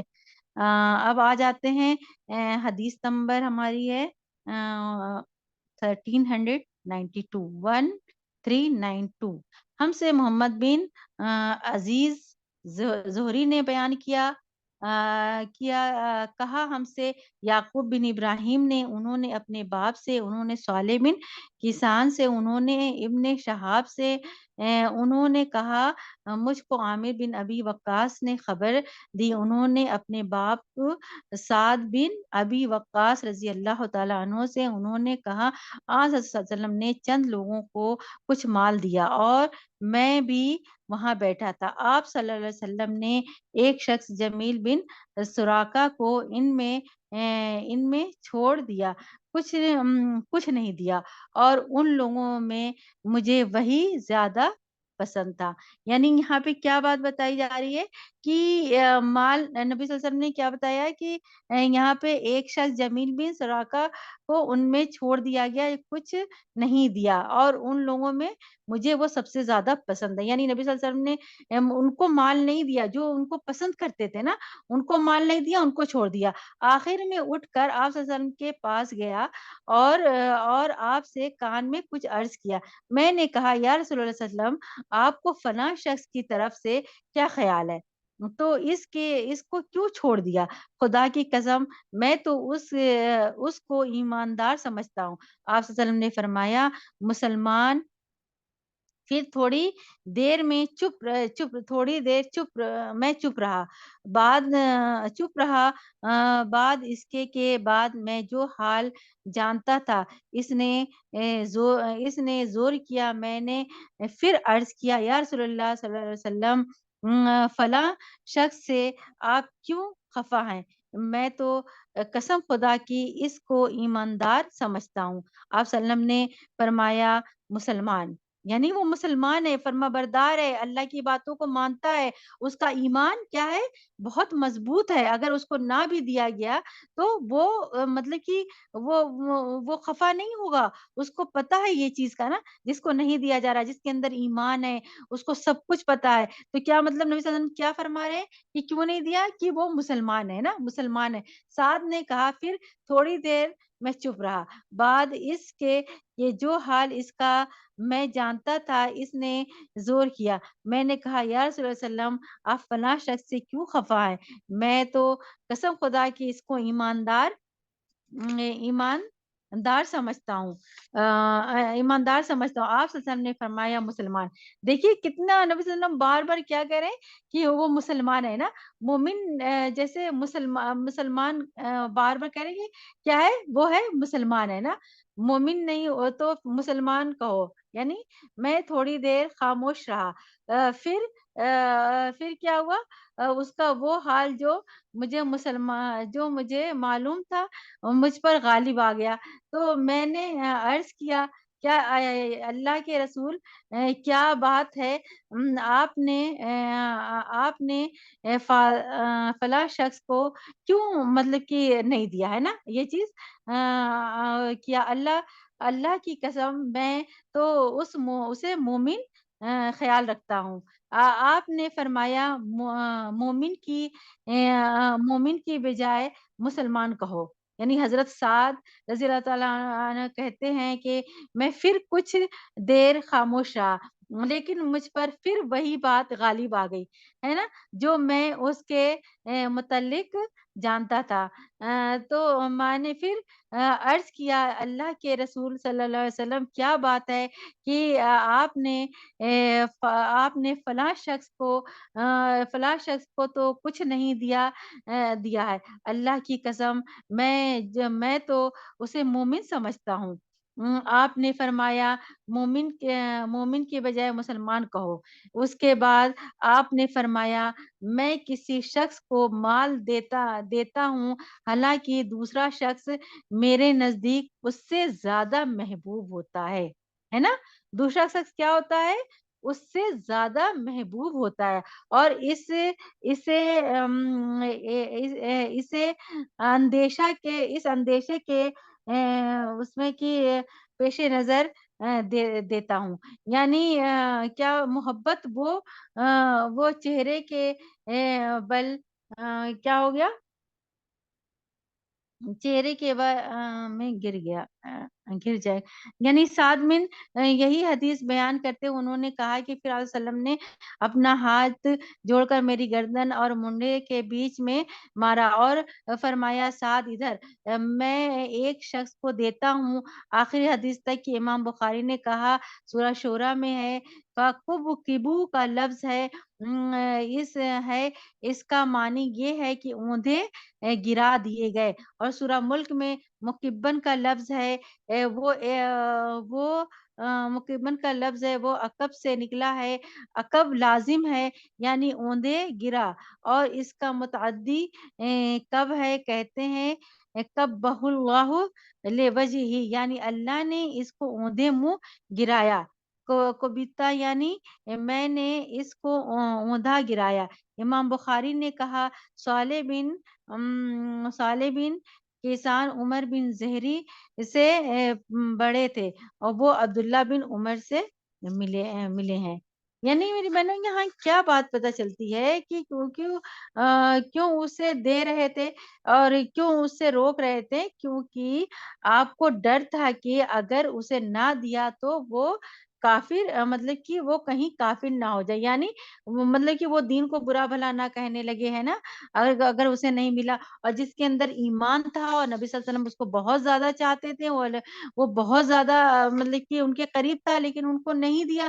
کیوں نہیں دیا؟ ان کو پتا تھا کہ اس کے اندر ایمان بھرا ہوا ہے، اگر میں نے اس کو نہیں بھی دیا تو وہ سوال نہیں کرے گا، اس کے دل میں اس دین کے خلاف کوئی باتیں نہیں آئے گی، ہے نا. تو یہ مطلب کہ یہ ہے کہ وہ کیوں مطلب کہ دوسروں ان کو نہ دے کے دوسروں کو دے دیتے ہیں نا. یہاں سے یہ بات پتہ چلی. امید ہے کہ انشاءاللہ آپ لوگوں کو سمجھ آ گئی ہوگی حدیث کی. میں دعوت دیتی ہوں انشاءاللہ اپنی سسٹر پروین کو آئے اور مطلب کہ اپنی حدیث کو کنٹینیو کرے. ورنہ سبحان ربک رب العزت عما یصفون وسلام علی المرسلین والحمد للہ رب العالمین. سبحان اللہ بحمدہ سبحانک اللہم وبحمدک نشہد ان لا الہ الا انت نستغفرک ونتوب الیک. السلام علیکم ورحمۃ اللہ وبرکاتہ. وعلیکم السلام ورحمۃ اللہ وبرکاتہ. اعوذ باللہ من الشیطان الرجیم بسم اللہ الرحمن الرحیم. السلام علیکم ورحمۃ اللہ وبرکاتہ. کیسے ہو آپ سب؟ الحمدللہ. میری حدیث ہے میری 1393. ہم سے اسماعیل بن عبداللہ نے بیان کیا، کہا ہم سے امام مالک نے بیان کیا، انہوں نے ابو ذر سے، انہوں نے حضرت ابو ہریرہ رضی اللہ عنہ سے روایت ہے کہ رسول صلی اللہ علیہ وسلم نے فرمایا مسکین وہ نہیں جو لوگوں کے پاس گھومتا پھرتا رہے ایک لقمہ اور 2 لقمے کے لیے، اور ایک کھجور 2 کھجور کے لیے، وہ اپنی خواہش کرتا رہے اور در بدر ادھر ادھر پھرتا رہے، بلکہ مسکین وہ شخص ہے جس کو اتنی دولت نہیں ملتی کہ وہ بے پرواہ ہو جائے، نہ کوئی اس کا حال جانتا ہے، پوچھتا ہے، کوئی بھی نہیں اس کا حال پوچھتا ہے اس سے کہ اس کو خیرات یا صدقہ دے دے، اور نہ وہ لوگوں سے سوال کرتا ہے. تو اس کو ہمیں پہچان کر دینا چاہیے، اور اگر وہ نہیں بھی مانگ رہا ہے تو بھی ہمیں اس کو دے دینا چاہیے، کیونکہ ہر تو ضرورت اس کی پوری نہیں ہو پاتی ہے، پر اسے سمجھنے کے لیے مطلب یہ بھی ہے کہ وہ مانگتا نہیں ہے. تو کبھی کبھی آپ لوگوں نے بھی دیکھا ہوگا کہ کچھ لوگ آپ کے چہرے پہ دیکھتے ہیں پر آپ سے کچھ کہتے نہیں ہیں، تو اس بہت گہرائی ہے یہ چیز. تو بس اللہ تعالی ہمیں بھی توفیق دے اور آپ سب کو بھی کہ ہم پہچان کے اس کو دے دیں. اللہ ہمیں اس چیز کی پہچان کرا دے، کیونکہ ہمیں تو دینا ہے صرف اللہ کی رضا کے لیے، تو ہمیں اس بات کا دھیان دینا ہوگا. کیونکہ کافی بار ہم نے بھی دیکھا ہے کہ لوگ مانگتے تو نہیں ہیں لیکن وہ چہرے پہ دیکھتے ہیں، بعد میں جب ہم گھر آتے ہیں تو ہمیں لگتا ہے کہ کیا اس کو کچھ وہ کہنا چاہ رہا تھا یا کہنا چاہ رہی تھی. تو اس بات کا دھیان دینا چاہیے. اب ہم آتے ہیں حدیث پہ. 1394 ہماری حدیث ہے. ہم سے عمر رضی اللہ عنہ بن حفص بن حیات سے بیان کیا، کہا ہم سے میرے باپ نے، کہا ہم سے امش نے، کہا ہم سے ابو صالح ذکوان نے، انہوں نے کہ حضرت ابو ہریرہ رضی اللہ عنہ سے روایت ہے کہ نبی صلی اللہ علیہ وسلم نے فرمایا اگر تم میں سے کوئی اپنی رسی پکڑے اور صبح صبح پہاڑ کی طرف چلا جائے، وہاں جا کر لکڑی چنے، پھر اس کو बेचे, कुछ खाए और कुछ सदका कर दे, ये उससे कहीं बेहतर है कि वो लोगों से सवाल करे, क्योंकि इंसान की हर जरूरत तो पूरी हो नहीं पाती है, तो बेहतर है कि इंसान सवाल कर ले, क्योंकि कभी कभी लोगों को पता भी नहीं चलता है, तो वो सवाल करे तो ज्यादा बेहतर है। यहाँ पे एक बात और पता चली कि इमाम बुखारी बयान करते हैं कि रावी हदीस सालेह इब्ने किसान इमाम ज़हरी से बड़े हैं और उन्होंने हजरत इब्न उमर रदियल्लाहु अन्हु का जमाना पाया है। तो यहाँ क्या बात पता चलती है कि इंसान सवाल कर सकता है, यानी लोगों से मांग सकता है। और हमारी हदीस यहीं तक थी, उम्मीद है कि आप लोगों को समझ में आ गई होगी। जज़ाकल्लाह खैर। रब्बना तक़ब्बल मिन्ना इन्नका अंतस समीउल अलीम वतुब अलैना इन्नका अंतत तव्वाबुर रहीम। अस्सलामु अलैकुम व रहमतुल्लाहि व बरकातुहू। और अब मैं दावत देती हूँ अपनी टीचर फरत मैम को कि वह आए बाकी हदीस बयान करें। जज़ाकल्लाह खैर। अल्हम्दुलिल्लाह रब्बिल आलमीन वस्सलातु वस्सलामु अला अशरफिल अंबियाई मुहम्मदिन व अला आलिहि वस्सहबिहि व मन यत्तबिअहुम बिइहसानि इला यौमिद्दीन। नहमदुहु व नुसल्ली अला रसूलिल करीम व अस्हाबिहि अजमाइन। अम्मा बाद फ़अऊज़ु बिल्लाहि मिनश शैतानिर रजीम। बिस्मिल्लाहिर रहमानिर रहीम। रब्बि इश्रह ली सदरी व यस्सिर ली अमरी वहलुल उक़दतम मिन लिसानी यफ़क़हू क़ौली। रब्बि ज़िदनी इल्मा अल्लाहुम्मा फ़क़्क़िना फ़िद्दीन अल्लाहुम्मा हस्सिन हिसाबन यस्सीरा। अस्सलामु अलैकुम व रहमतुल्लाहि व बरकातुहू। जी प्यारे सिस्टर्स, कैसे हैं आप सब? उम्मीद है आप खैर आफियत से होंगे। अल्हम्दुलिल्लाह अल्हम्दुलिल्लाह बिइज़्निल्लाह। चले, अल्लाह ताला ने हमें यहाँ जुड़ा दिया है इस महफिल से। बहुत उम्दा, मतलब अल्लाह ने बहुत हम पर एहसान किया है ना। और अल्लाह ताला इसी तरह हमें ना इस्तिकामत दे, और हम जो भी यहाँ पर हम यहाँ क्या कहीं भी हम सीखे तो इस पे अमल करने की पूरी पूरी कोशिश करें। आमीन या रब्बल आलमीन। और अल्लाह ताला सबको खैर आफियत से रखे। जो बीमार है अल्लाह ताला उन्हें शिफा कामिला अजिला अता फरमाए, और जो बेरोजगार है अल्लाह ताला उन्हें हलाल रिज़्क अता फरमाए, और जो परेशानी से अगर गुजर रहे हैं अल्लाह ताला उन सब तमाम, और हम यहाँ बैठे हम सब की तमाम परेशानियों को दूर करे। चले, अब हम आगे बढ़ते हैं। औज़ु बिल्लाहि मिनश शैतानिर रजीम। बिस्मिल्लाहिर रहमानिर। तो हम कहाँ हैं? हम हैं बाबुल ज़कात, किताब ज़कात। ठीक है। अब ज़कात के बाब में देखिए कितना तवील आ रहा है ना कि मिस्कीन भी बेचारा नहीं मांगता है, उसको भी देना चाहिए, यानी बहुत सारी बातें आ रही है।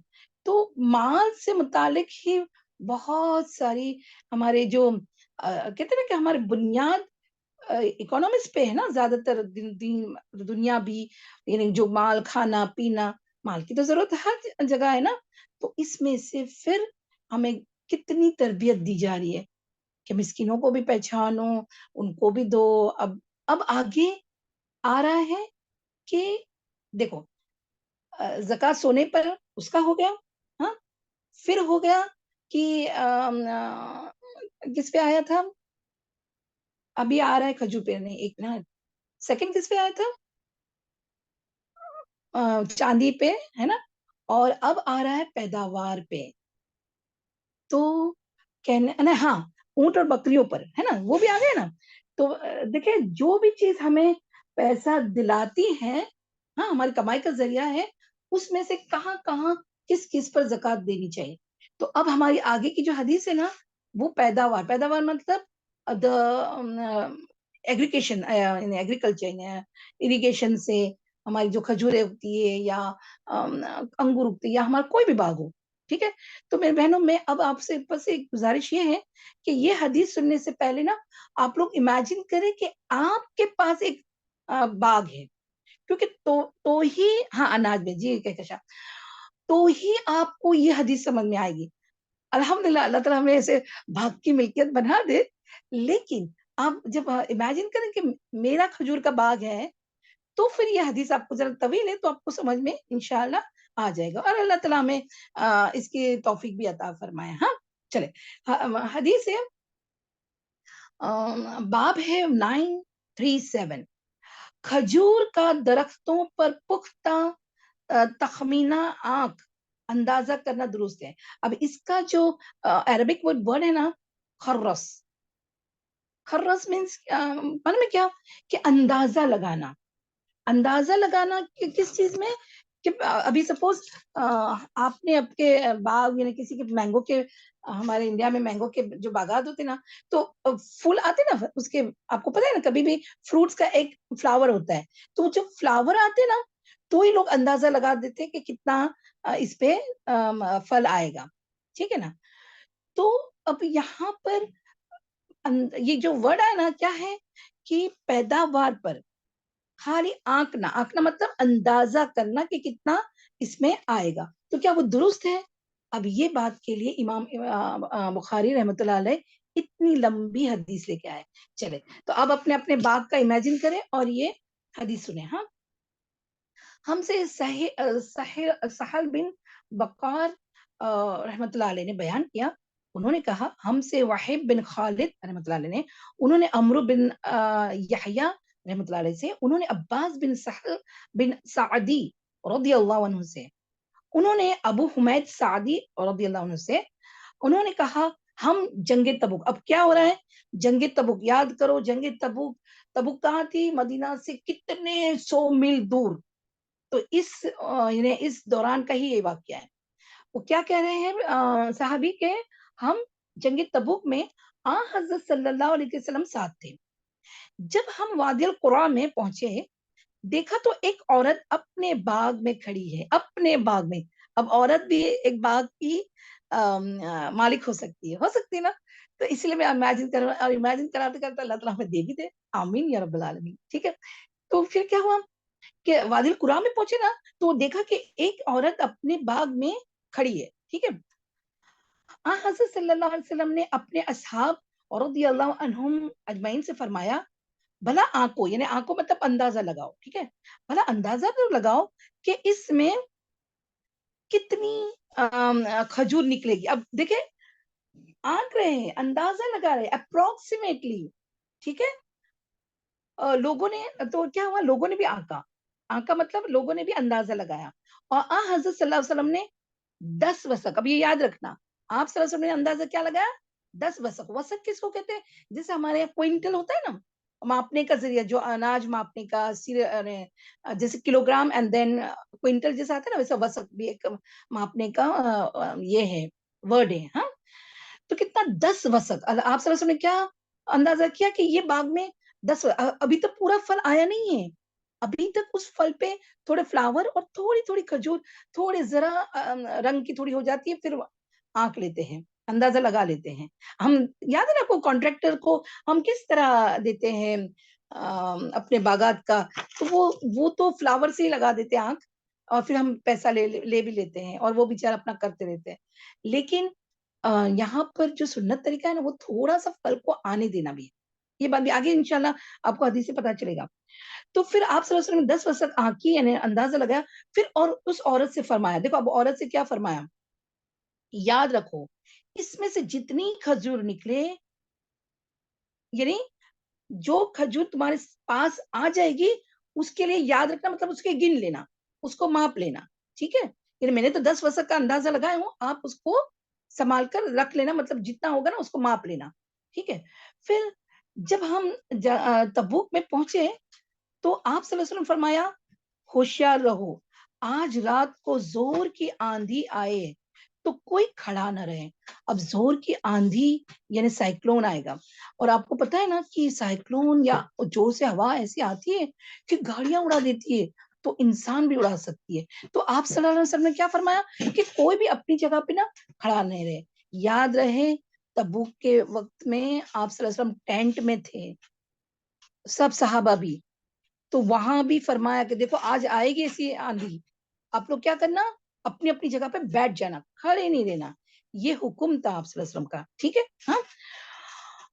اور آندھی آئے تو کوئی کھڑا نہ رہے، اور جس کے پاس اونٹ ہو وہ اس کو باندھ دے. دیکھیں بیچارے جانور بھی اڑ کے جا سکتے نا، تو کہا کہ وہ بھی کیا ہو جائے، اس کو بھی آپ لوگ اس کو ٹائی اپ کر دیں، باندھ دیں. ہم خیر ہم نے اونٹوں کو باندھ دیا اور زور کی آندھی چلی. ایک شخص کھڑا ہوا تھا. اب دیکھیں اس میں ایک شخص کھڑا ہوا تھا، وہاں پر آندھی نے اس کو طے کے پہاڑوں پر جا پٹکا. پہلی بات تو کیوں، آپ کو پتا ہے نا ہوا ایسی چلنے والی تھی، آپ نے صلی اللہ علیہ وسلم فرما دیا تھا، ان کا حکم نہیں مانا اور وہ کھڑا رہا. ٹھیک ہے، تو وہ تو جا کر پتہ نہیں اس کا کیا حشر ہوا ہوگا، وہ پہاڑ سے ٹکرا گیا. ٹھیک ہے، اور ایکا کے بادشاہ یوحنا بن روبا، اب دیکھیں ایک سے بات دوسری آ رہی ہے کہ وہ آندھی پھر راستے میں تبوک کے اس میں ہی کیا ہوا، ایک ایکا کا علاقہ بولتے ہیں نا، امالکا کا علاقہ پتہ چلتا ہے نا، وہ جو جہاں پر بندر بنا دیے تھے سبت کا دن، وہ بھی کہتے کہ امالکا کا ہی ایریا تھا. ٹھیک ہے، تو وہاں کے بادشاہ نے حضرت صلی اللہ علیہ وسلم کو ایک سفید کھچر مینس نہ گھوڑا نہ گدھا، اس کے بیچ میں جو ہوتا ہے نا وہ کھچر تحفہ بھیجا، اور ایک چادر گزرانی، یہ بولتے ہیں ہم لوگ کہ سلکی یا کوئی کسی کے نام سے بولتے ہیں، جیسے چادر گزرانی، وہ تحفے میں دی. ہم اور آپ صلی اللہ علیہ وسلم نے اس کے ملک کی حکومت اس کے نام لکھ دی. مطلب کیا کہ راستے میں وہ امالکا کا ایریا آیا، وہاں پر آپ صلی اللہ علیہ وسلم مطلب ان کا رعب ایسا تھا کہ لوگ خود بخود ہی تابع میں آ گئے، مطلب کہ ہاں آپ ہم پر چڑھائی نہ کریں، ہم آپ کا ٹیکس بھریں گے یا کچھ بھی کریں گے. تو اس نے پھر وہ بادشاہ نے کیا کیا کہ تحفہ بھیجا، تو تحفہ بھیجا اس لیے نہیں، لیکن اس کو اس کی بادشاہی واپس وہیں پر لکھ دیے نے. ٹھیک ہے، اور بعد میں ابھی کبھی آپ نے جنگیں پڑھی ہوں گی نا کہ ایسا ہوتا تھا کہ کوئی اپنے آپ کو بالکل سپرد کر دیتا تھا ہاں اسلام کے، لیکن پھر آپ صلی اللہ علیہ وسلم ان کو ان کی بادشاہت دے دیتے تھے اور کہتے تھے کہ تم اتنا جزیہ ریٹرن کرو. تو ان کو ایسا ہی ہوگا یہ بادشاہ کو. ہاں ٹھیک ہے، اب اصل بات آ رہی ہے. دیکھیں تھوڑی سی بات امام بخاری رحمۃ اللہ علیہ، کیونکہ یہ اسی طرح صحابہ نے روایت کیا، تو اسی طرح جہاں بھی ایک بھی ورڈ ادھر ادھر امانت کے طور پہ ادھر ادھر نہ چھوڑا اس نے امام بخاری رحمۃ اللہ علیہ نے. ٹھیک ہے، تو اب اصل بات پہ آتے ہیں ہم. جب آپ لوٹ کر پھر وادی القریٰ پر آئے، وہی جگہ جہاں عورت تھی، یاد آیا نا آپ کو؟ ہاں، تو اس عورت سے پوچھا تیرے باغ میں کتنا میوہ نکلا؟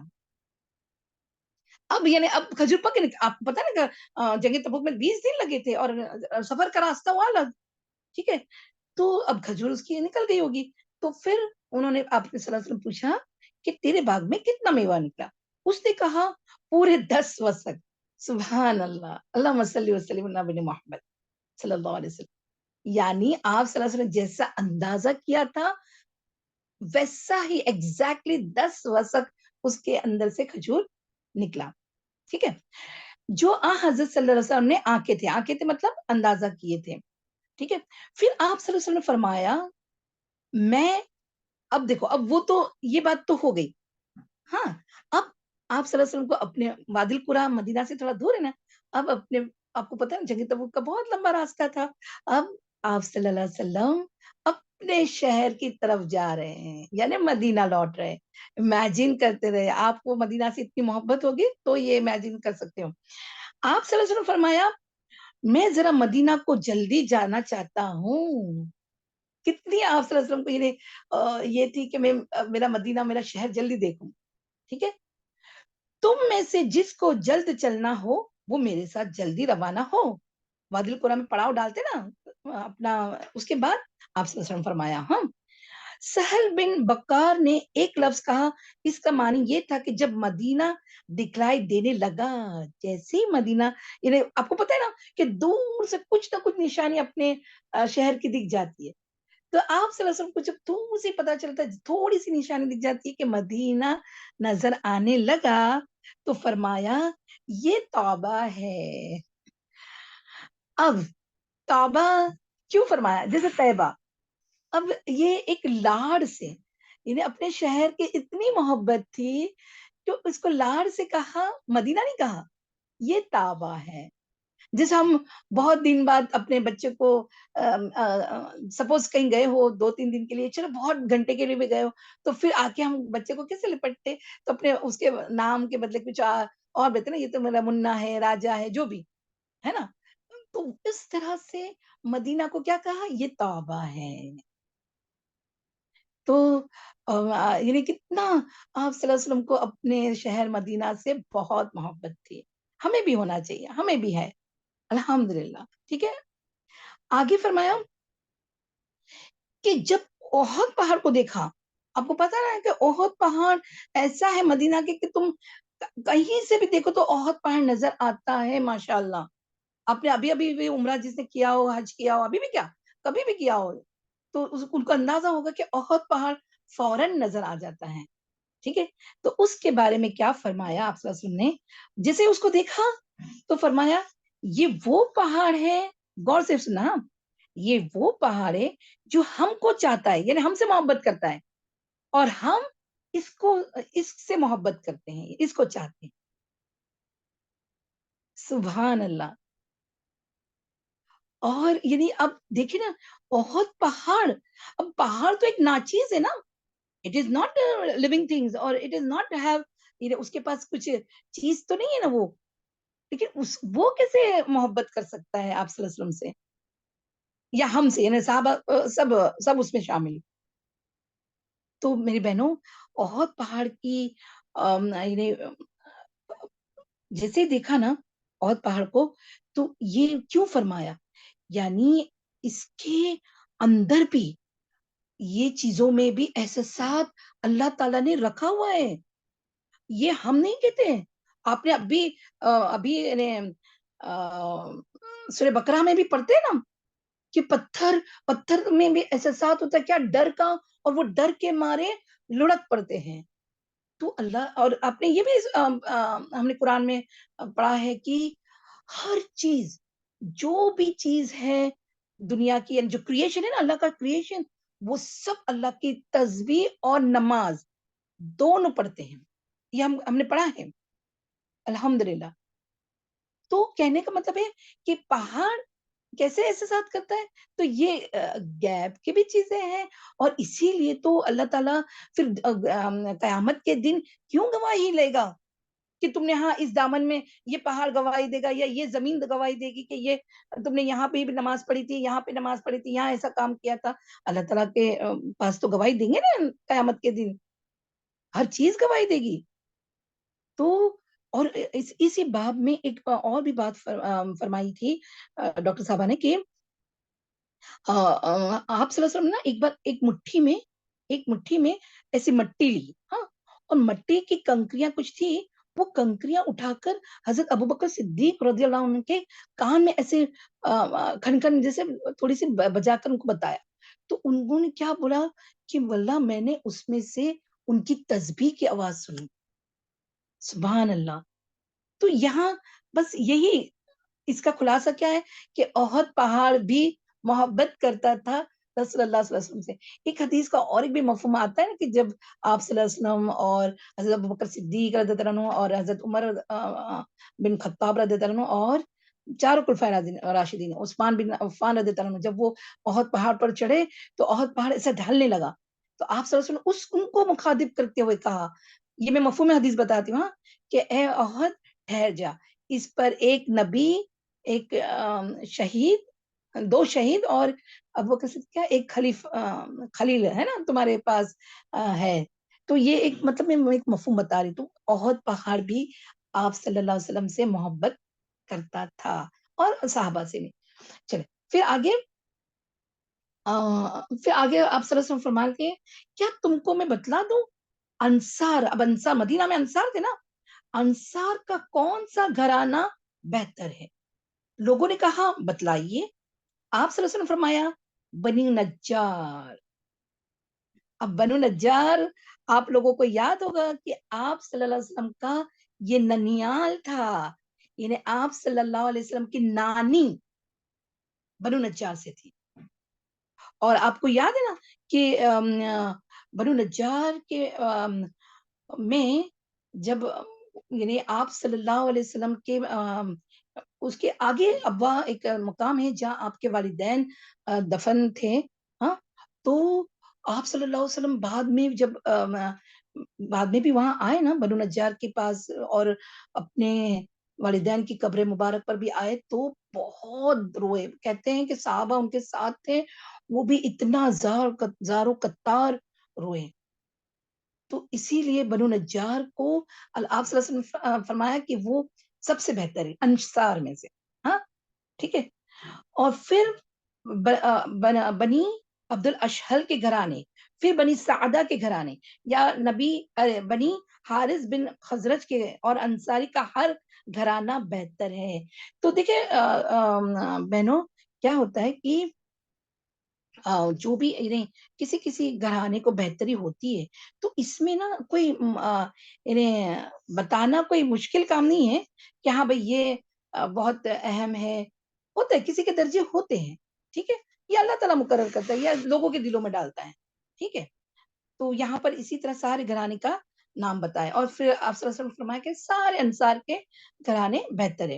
امام بخاری رحمۃ اللہ نے کہا جس باغ کے گرد دیوار ہو، ہاں یعنی باؤنڈری لگی ہو تو اس کو حدیقہ کہتے ہیں، اور جس کے گرد دیوار نہ ہو تو اس کو حدیقہ نہیں کہتے۔ یہ حدیقہ وہ جو پہلے ورڈ آیا نا کہ ایک عورت اپنے حدیقہ میں کھڑی تھی، تو اس کے حساب میں یہ ورڈ کا الیبریشن ہو رہا ہے۔ ہاں، اور سلمان بن بلال رحمۃ اللہ نے کہا مجھ سے عمرو رضی اللہ عنہ نے بیان کیا، آپ نے یوں فرمایا پھر بنی حارثہ بن خزرج کا گھرانہ، پھر بنی سعدہ کا، اور سلیمان بن سعد بن سعید رحمۃ اللہ علیہ سے روایت کیا، انہوں نے عمارہ بن غزیہ رضی اللہ عنہ سے، انہوں نے عباس بن سہل رضی اللہ عنہ سے، انہوں نے اپنے باپ، انہوں نے حضرت صلی اللہ علیہ وسلم سے، اس میں یوں ہے کہ احد وہ پہاڑ ہے جو ہم کو چاہتا ہے اور ہم اس کو چاہتے ہیں۔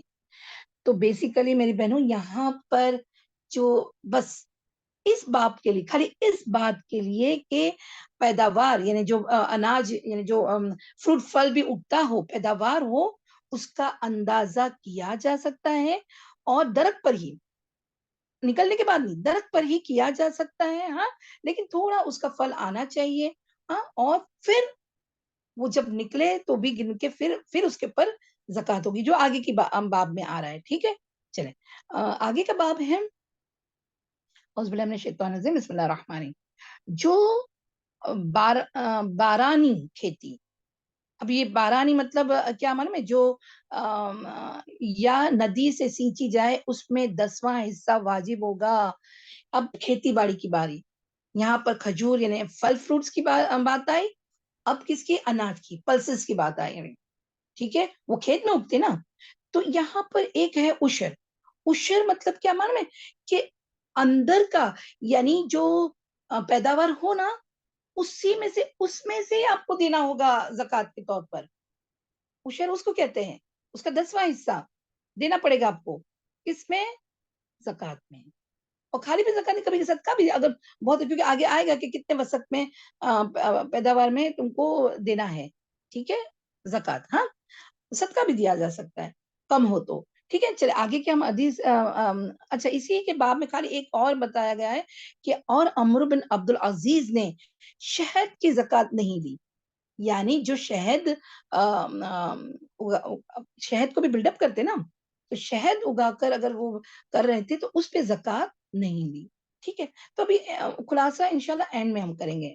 چلے حدیث ہے 1396، ہم سے سعید بن ابی مریم رحمۃ اللہ علیہ نے بیان کیا، کہا ہم سے عبداللہ بن وحیب رحمۃ اللہ علیہ نے کہا، مجھ کو یونس بن یزید رحمۃ اللہ علیہ نے خبر دی، انہوں نے ابن شہاب رحمۃ اللہ علیہ سے، انہوں نے سالم بن عبداللہ بن عمر رضی اللہ عنہما، سالم یعنی عبداللہ بن عمر کے بیٹے، ہاں، سالم بن عبداللہ بن عمر رضی اللہ عنہما سے، انہوں نے اپنے باپ یعنی ابن عمر رضی اللہ عنہ سے، انہوں نے حضرت صلی اللہ علیہ وسلم سے، آپ صلی اللہ علیہ وسلم فرمایا، اب غور سے سنیں، ہاں، آپ صلی اللہ علیہ وسلم فرمایا، جس کھیتی کو آسمان یا چشمے کا پانی دیا جائے وہ زمین خود بخود سیراب ہو، اس میں 10واں حصہ لیا جائے۔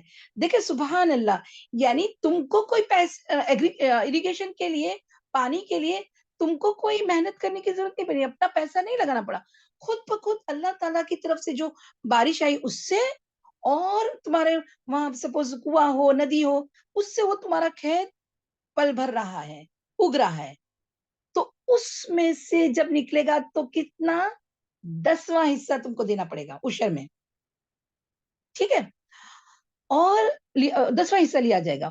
اور جس کھیتی میں کنویں سے پانی دیا جائے اب پتہ نہیں کنویں سے ہم پورا محنت کر کے وہ نکالتے ہیں یا جانوروں سے بھی کر کے نکالنا پڑتا ہے نا، ایسا ہوتا ہے نا، تو وہ محنت کرنی پڑتی، تو محنت کا تو پیسہ لگتا ہے نا، تو اس میں 20واں حصہ لیا جائے گا، 20واں حصہ عشر کا ہوگا، ٹھیک ہے۔ امام بخاری رحمۃ اللہ نے کہا یہ حدیث یعنی عبداللہ بن عمر کی حدیث کہ جس کھیتی میں آسمان کا پانی دیا جائے 10واں حصہ ہے، پہلی حدیث یعنی ابو سعید کی حدیث کی تفسیر ہے، اس میں زکوٰۃ کی کوئی مقدار مذکور نہیں ہے اور اس میں مذکور ہے، یعنی پہلے میں کیا کہا تھا کہ 10واں حصہ تو ہوئے، دوسرے میں کیا کہا تھا کہ 20واں حصہ ہے، ٹھیک ہے، لیکن جو زیادہ قابل قبول ہے وہ پہلی حضرت ابن عمر رضی اللہ عنہ کی، کیوں آگے اسی کے بارے میں، یعنی وہ کیوں لی جائے گی اس کے بارے میں آگے اور فرما رہے ہیں، کیا دیکھیں وہ، اچھا وہ امام بخاری رحمۃ اللہ علیہ ایسا کیوں کہہ رہے ہیں، کیوں کہ اور زیادتی قبول کی جاتی ہے، ٹھیک ہے، اور گول گول حدیث کا حکم صاف صاف حدیث کے موافق لیا جاتا ہے، جبکہ اس کا راوی سکہ ہو، سکہ مطلب سکہ یعنی سکایا ہے، یعنی راوی بولتے نا chain of narrators should be صحیح ہو، جسے فضل بن عباس رضی اللہ عنہما نے روایت کیا کہ حضرت صلی اللہ علیہ وسلم نے کعبے میں نماز نہیں پڑھی اور بلال رضی اللہ عنہ نے کہا پڑھی، تو بلال رضی اللہ عنہ کا قول معتبر مانا گیا اور فضل کا قول چھوڑ دیا گیا۔ یہ مثال کیوں بتائی گئی، دیکھیں اب آپ کو پتا ہے نا کہ آپ صلی اللہ علیہ وسلم نے کعبے کے اندر جب گئے تھے تو نماز پڑھی کہ نہیں پڑھی، تو فضل بن عباس رضی اللہ عنہ کیا کہتے کہ نہیں پڑھی تھی، حالانکہ ان کو پتا نہیں تھا نا، ٹھیک ہے، تو معتبر کس کا گنا جائے گا، کیونکہ بلال رضی اللہ عنہ ان کے ساتھ تھے اور انہوں نے جب گواہی دے کے کہا کہ پڑھی تھی، تو دیٹ مینس ہمیں کون سا لینا چاہیے، حضرت بلال رضی اللہ عنہ کا قول لینا چاہیے، ٹھیک ہے۔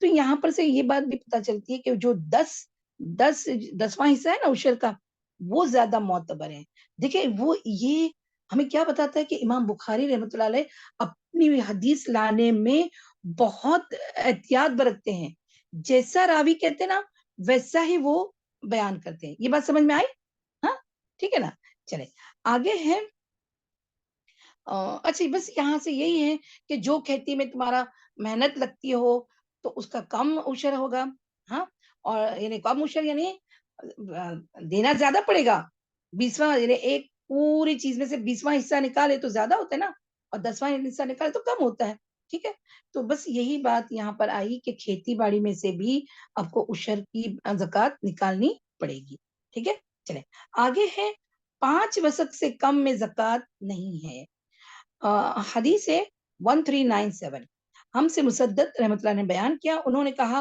ہم سے یحییٰ بن سعید قطان رحمۃ اللہ نے بیان کیا، انہوں نے کہا ہم سے امام مالک رحمۃ اللہ نے بیان کیا، انہوں نے کہا مجھ سے محمد بن عبداللہ بن عبد الرحمن بن ابی صعصع نے بیان کیا، انہوں نے اپنے باپ سے، انہوں نے ابو سعید خدری رضی اللہ عنہ سے، انہوں نے حضرت صلی اللہ علیہ وسلم سے، آپ صلی اللہ علیہ وسلم فرمایا 5 وسق سے کم میں زکوٰۃ نہیں ہے اور نہ 5 مہار اونٹوں سے کم میں زکوٰۃ ہے اور نہ 5 اوقے چاندی سے کم میں زکوٰۃ ہے، یعنی اس سے زیادہ ہو تو اس پر زکوٰۃ لاگو ہوگی، ٹھیک ہے، تو امید ہے آپ لوگوں کو سمجھ میں آیا ہوگا، تو بس یہ بات ہم یعنی کس کے لیے امپورٹنٹ ہے، جس کے پاس باغات ہو، کھیتی ہو، تو اس کو بھی عشر بھی نکالنا پڑتا ہے، اور اگر کھیتی باڑی ہو تو اس کو بھی کیا کرنا ہے، یعنی جو پیداوار ہو نا، تو یعنی جیسے پھل فروٹس کی،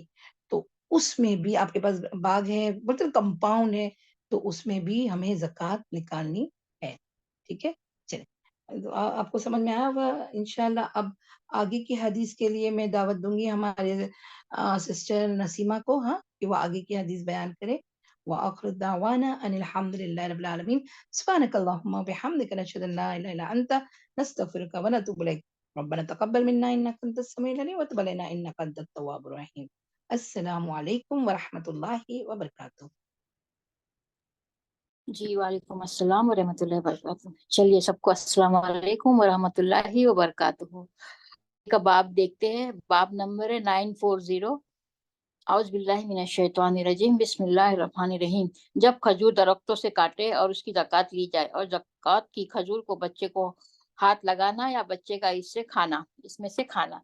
तो यहाँ पे क्या बात पता चल रही है कि जब खजूर दरख्त से उतारी जाती है ना, तो उस वक्त ही ज़कात दी जाती है। ऐसा यहाँ पर ये बात यहाँ पर बताई गई है। आगे की हदीस देखते 1398।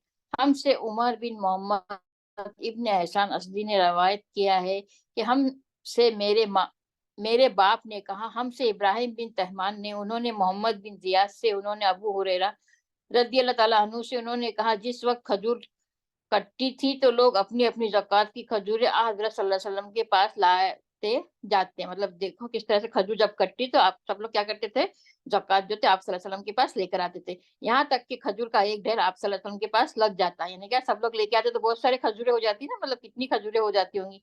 एक बार ऐसा हुआ कि इमाम हसन और इमाम हुसैन रज़ी अल्लाह ताला अन्हुमा इस खजूर से खेल रहे थे।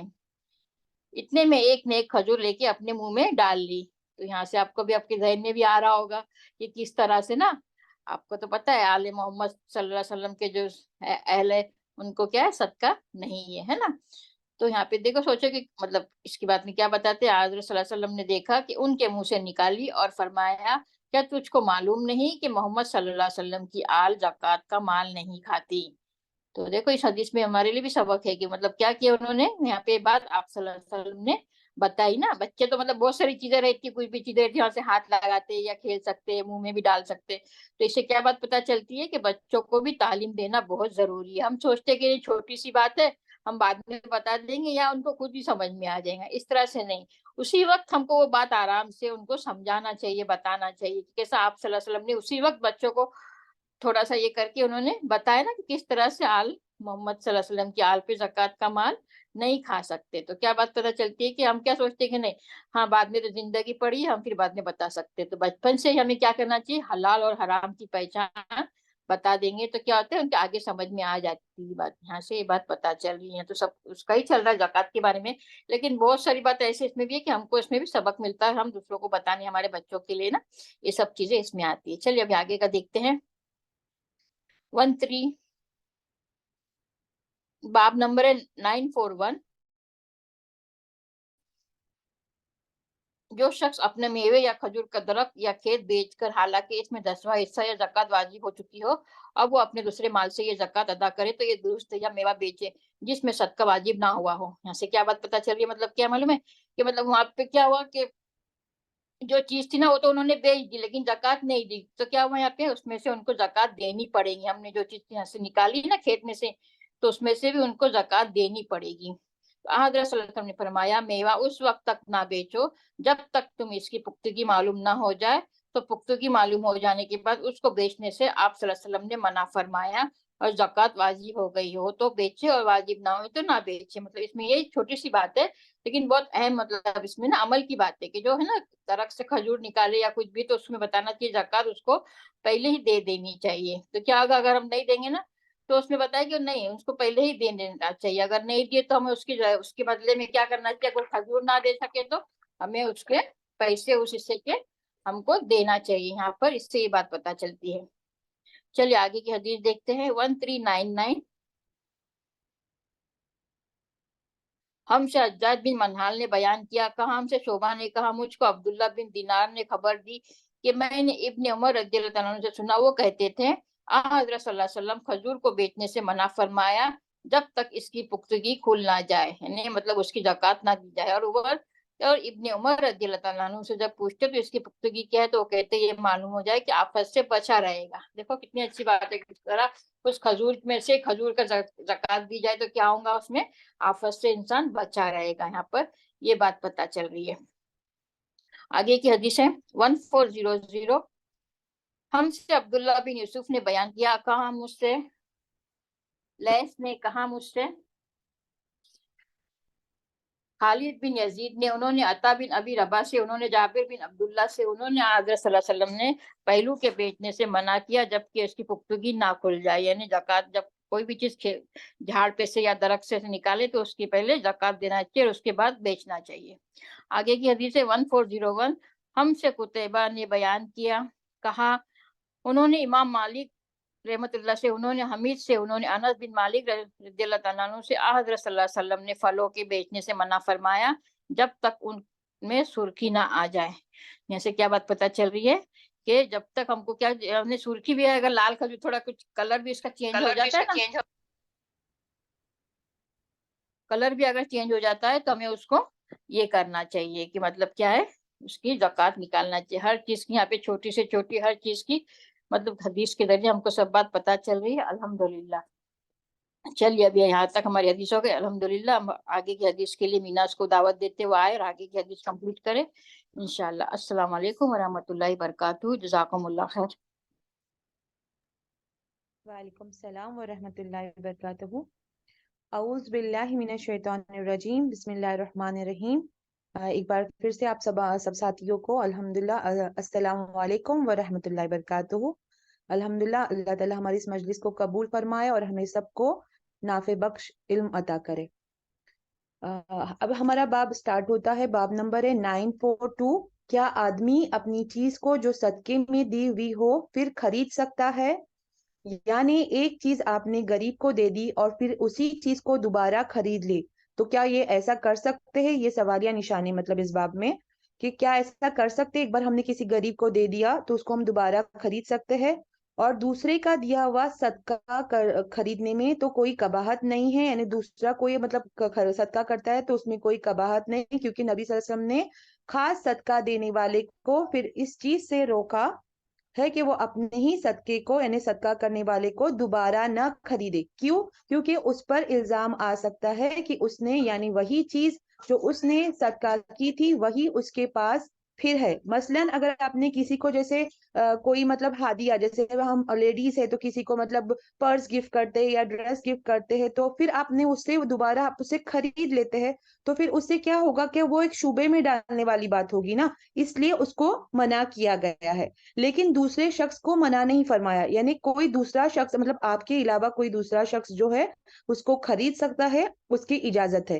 यानी आप नहीं खरीद सकते लेकिन दूसरा शख्स उसको खरीद सकता है। तो इस बाब के जरिए इसमें मतलब हदीसें आई है इंशाल्लाह, अभी हम वो पढ़ते हैं। तो ये बाब में अखज़ किया गया था। अब इंशाल्लाह हदीस देखते हैं इसकी। हदीस है 1402। हमसे याह्या बिन बुकैर ने बयान किया, हमसे लैस ने, उन्होंने अकील से, उन्होंने इब्ने शहाब से, उन्होंने सालिम से कि अब्दुल्ला बिन उमर रदियल्लाहु ताला अन्हा बयान करते हैं कि हजरत उमर ने रदियल्लाहु ताला अन्हा ने एक घोड़ा अल्लाह की राह में खैरात दे दिया। यानी हजरत उमर ने एक घोड़ा अल्लाह की राह में खैरात दे दिया, फिर देखा कि बाजार में वो बिक रहा है, तो उन्होंने फिर इरादा किया कि वो दोबारा इसको खरीद ले। मतलब क्या हुआ कि जब उन्होंने एक इरादा मतलब एक खैरात दे दिया था, लेकिन शायद उनको मतलब वो ज्यादा बहुत पसंद था, तो उन्होंने जब देखा कि वो वापस बिक रहा है मतलब बाजार में वही चीज, तो उनका मतलब वो खरीदने की उनकी चाह हुई, मतलब क्योंकि हो सकता है उनको वो ज्यादा पसंद हो ना, इस वजह से। तो वो हजरत सल्लल्लाहु अलैहि वसल्लम के पास आते हैं, कौन? हजरत उमर रदियल्लाहु ताला, और आप सल्लल्लाहु अलैहि वसल्लम से इजाजत चाहते हैं। तो मतलब किस चीज की इजाजत चाहते हैं? कि मैं वापस दोबारा इस मतलब उस घोड़े को खरीदो। तो उस पे आप सल्लल्लाहु अलैहि वसल्लम ने फरमाया, अपनी खैरात को मत फेर, यानी दोबारा ना लो, मतलब उससे उनको रोकते। फिर यही सबब था, यानी यही वजह थी कि अब्दुल्ला बिन उमर जब भी खैरात में दी हुई चीज को मतलब फिर खरीद लेते तो उसको खैरात कर देते, अपने इस्तेमाल में नहीं रखते। यानी फिर उसके बाद क्या हुआ कि जब भी आपने सल्लल्लाहु अलैहि वसल्लम ने जब उन्हें मना किया, तो हजरत अब्दुल्ला बिन उमर क्या करते थे कि जब भी वो कोई चीज मतलब अगर दोबारा खरीदने की नौबत आती तो उसको खरीदते, लेकिन फिर क्या करते, वो उसको अपने इस्तेमाल में नहीं रखते। यानी खरीद कर अपने पास नहीं रखते। अगर मतलब जैसे अगर जैसे कोई गरीब है और मतलब कोई बेच रहा है, मसलन अगर आपने जैसे किसी को कोई चीज सदका दी ना सिस्टर्स, और जैसे देखिए कि वो उसके काम की नहीं मतलब है और वो उससे मतलब बेचना चाहता है ताकि वो उसको मतलब उससे फायदा हासिल करे या जो भी मतलब उसका लुकआउट हो, तो वो उससे कर रहा है। और जब बेचने लगता है वो, तो कोई खरीदने वाला नहीं होता है आपके सिवा, मतलब कोई इंटरेस्ट दिखाता नहीं। तो फिर इस पे क्या बताया गया कि उस पे आप ना दोबारा उससे आप वो माल मतलब खरीद सकते हैं, लेकिन उसको मतलब क्या करते हैं, मतलब दोबारा उस सदके को खरीद सकते हैं, ये जायज है मतलब। लेकिन ये नहीं है कि आप खरीद कर उसको सिर्फ अपने यूज के लिए रखें, मतलब आपको उस पे अपना यूज नहीं रख सकते, बल्कि उसको क्या कर सकते हैं, मतलब खरीदा जा सकता है, लेकिन उसको अपने पास अपने इस्तेमाल के लिए नहीं रख सकता। तो ये जायज सूरत नहीं होगी, लेकिन आप उसको मतलब खरीद कर मतलब दूसरे को मतलब सदका के तौर पर दिया जा सकता है। तो इस हदीस से हमें ये पता चलता है। अब अगली हदीस इसी बाब में आई है 1403। ہم سے عبداللہ بن یوسف نے بیان کیا، کہا ہم کو امام مالک نے خبر دی، انہوں نے زید بن اسلم سے، انہوں نے اپنے باپ سے، انہوں نے کہا میں نے حضرت عمر سے سنا، وہ کہتے تھے میں نے ایک گھوڑا اللہ کی راہ میں سواری کے لیے دے ڈالا، جس کو دیا تھا اس نے اس کو خراب کر دیا، یعنی اس نے کیا کیا، اس کا خیال نہیں رکھا، مطلب جس طرح سے اس کا مطلب پالنا پوسنا ہوتا ہے نا، تو اس شخص کی مطلب جب دیتے تو اس نے اس کا اس طرح سے خیال نہیں رکھا، مطلب صحیح طرح سے ٹیک کر نہیں کرا، ٹیک کر نہیں کیا، مطلب جیسے دیکھیے ایک فقیر کو اگر مطلب اتنی اگر کوئی قیمتی چیز دے اور بیچارہ اگر وہ کھانے کے لیے محتاج ہے تو وہ مطلب گھوڑے ووڑے کا کہاں خیال رکھیں گے نا، لیکن جس نے دیا ہوتا ہے تو اس کو مطلب برا لگتا ہے نا کہ جس مطلب اس نے مطلب اتنے پیار سے اس کو رکھا تھا، اور پھر جب وہ کسی سامنے والے کے پاس دیکھتا ہے کہ وہ اس کا صحیح خیال نہیں رکھتا تو مطلب اس کی چیز کی قدر نہیں کی گئی. تو حضرت عمر کہتے کہ میں نے ارادہ کیا، مطلب حضرت عمر نے دیا تھا تو انہیں مطلب افسوس ہو رہا تھا کہ اس کا صحیح خیال نہیں رکھا گیا تھا، تو انہوں نے ارادہ کیا کہ میں دوبارہ اس کو خرید لوں. اور میں نے حضرت عمر سمجھتے، اور پھر حضرت عمر آگے فرماتے کہ میں نے سمجھا وہ سستا یعنی کم قیمت میں اس کو بیچ ڈالے گا، یعنی وہ جس کو مطلب وہ یہ کرتے صدقہ کرتے ہیں تو وہ ان کو لگا کہ وہ ہے نا اس کو سستا مطلب کم قیمت میں رکھے گا. کیوں ان کی سوچنے کا مطلب یہ گمان کی کیا وجہ تھی؟ ایک تو یہ وجہ کہ وہ حاجت مند تھا، مطلب وہ ضرورت مند تھا، اس لیے وہ اس کو بیچ رہا تھا، مطلب وہ خود اس کو افورڈ نہیں کر سکتا تھا یا اس کی کوئی ضرورت تھی اس کے لیے وہ مطلب اس کو بیچنے کے لیے نکالا تھا. اور دوسرا ان کا مطلب یہ اس لیے بھی کہ اس نے اس کا صحیح سے مطلب خیال نہیں رکھا، اس کی وجہ سے اس کی پھر کیا ہوں گی قیمت کم مطلب ہو جائے گی نا، مطلب ویلیو کم ہو جائے گی، اس کے لیے حضرت عمر نے یہ گمان کیا کہ مطلب وہ اس کو ہو سکتا ہے کم قیمت میں دے.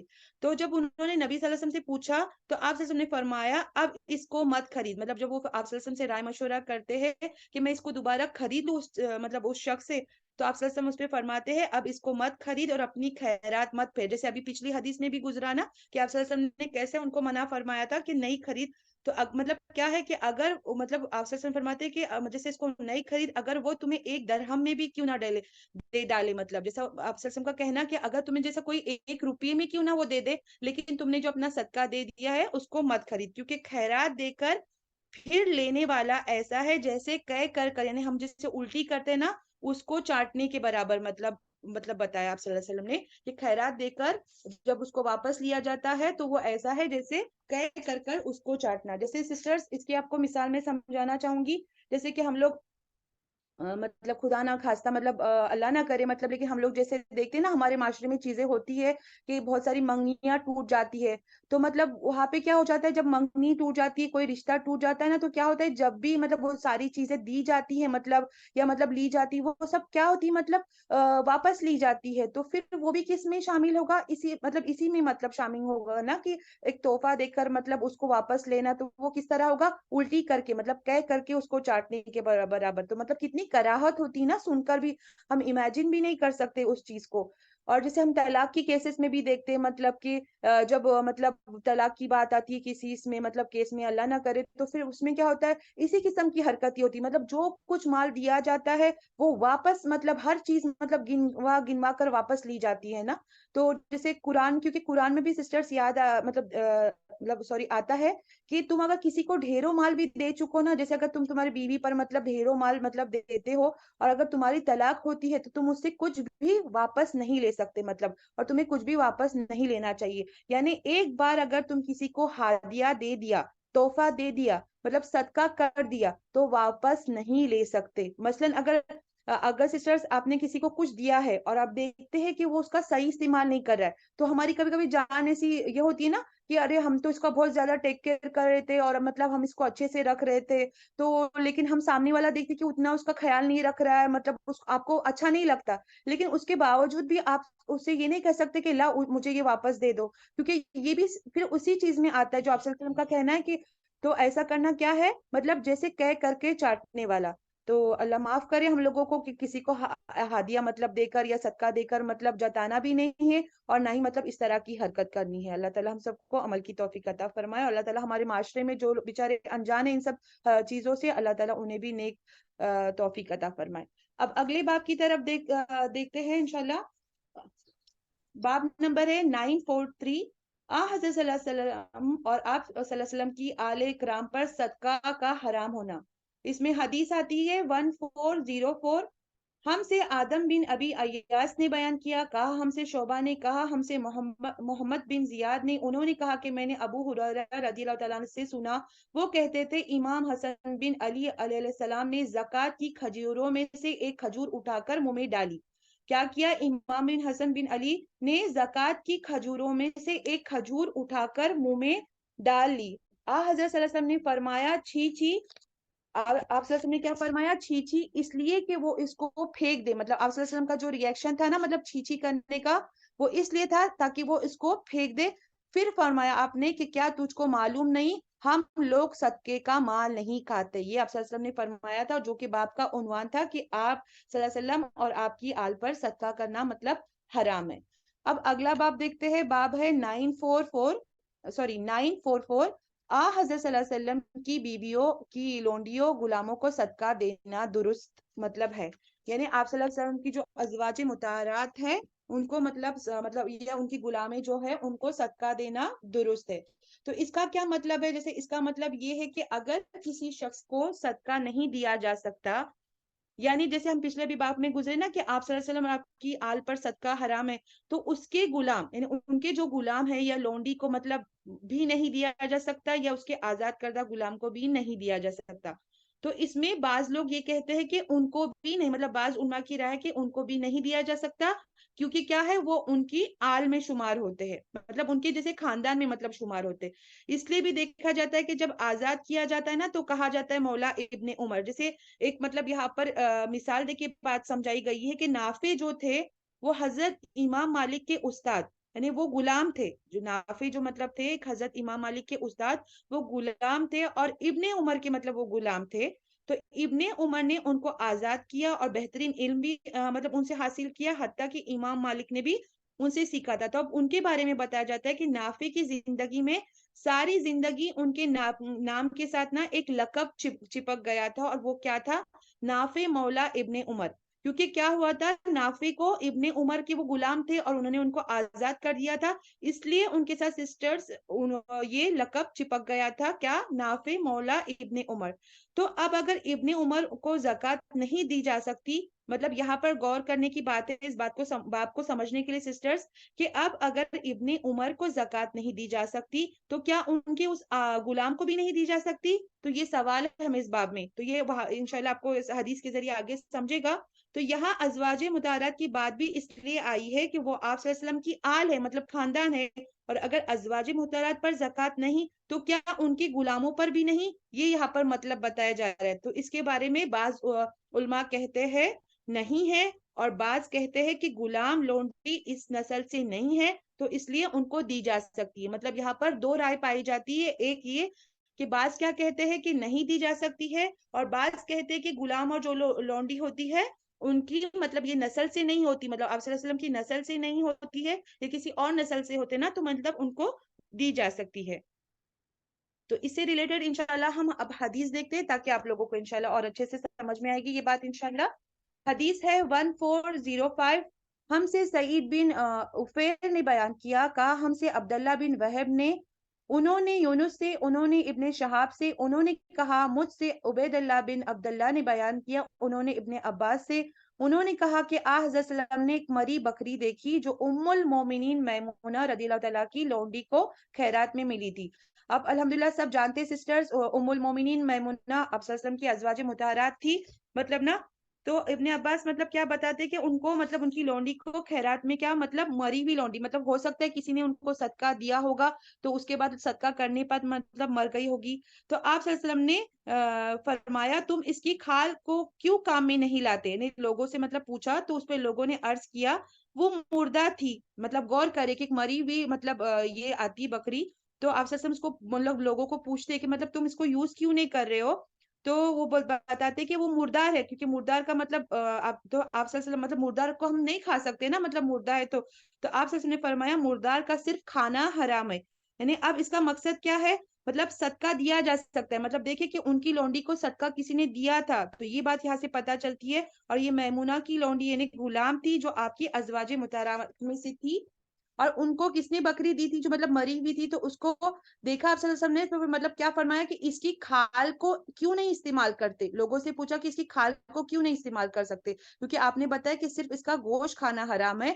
مری ہوئی بکری کی جلد استعمال کی جا سکتی ہے، یعنی اس کا جو چمڑا تھا مطلب لیدر، مطلب اس کو استعمال کیا جا سکتا ہے مطلب کسی بھی طرح سے.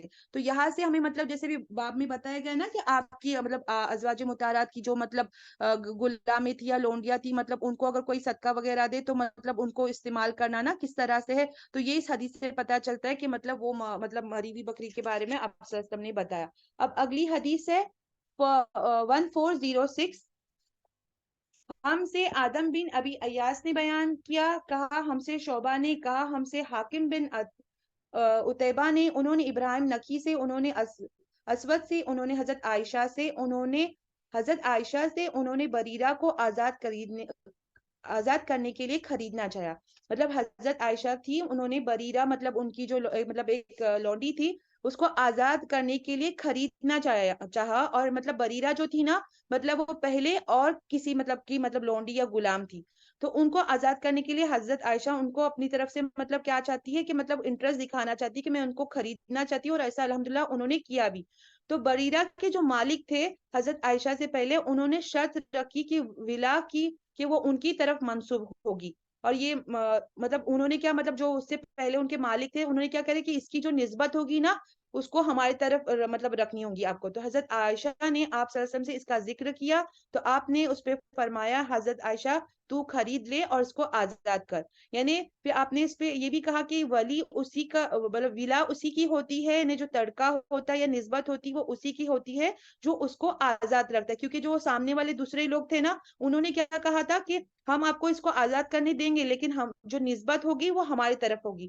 تو اس کی نہیں مطلب، تو اس پہ آپ صلی اللہ علیہ وسلم کہتے ہیں کہ آپ اس کو خرید لو اور اس کو آزاد کر دو. لیکن جو ولا کا حقدار کون ہوتا ہے، مطلب نسبت کا حقدار وہی ہوتا ہے جس کو مطلب جو آزاد کرتا ہے، مطلب اس کا نہیں ہوتا جو بیچتا ہے. مطلب یعنی ابن عمر اگر نافع کو بیچ دیتے، جیسے ابھی پیچھے مطلب گزرا نا نافع کے بارے میں، تو ابن عمر اگر نافع کو بیچ دیتے تو وہ مولا ابن عمر نہیں کہلاتے.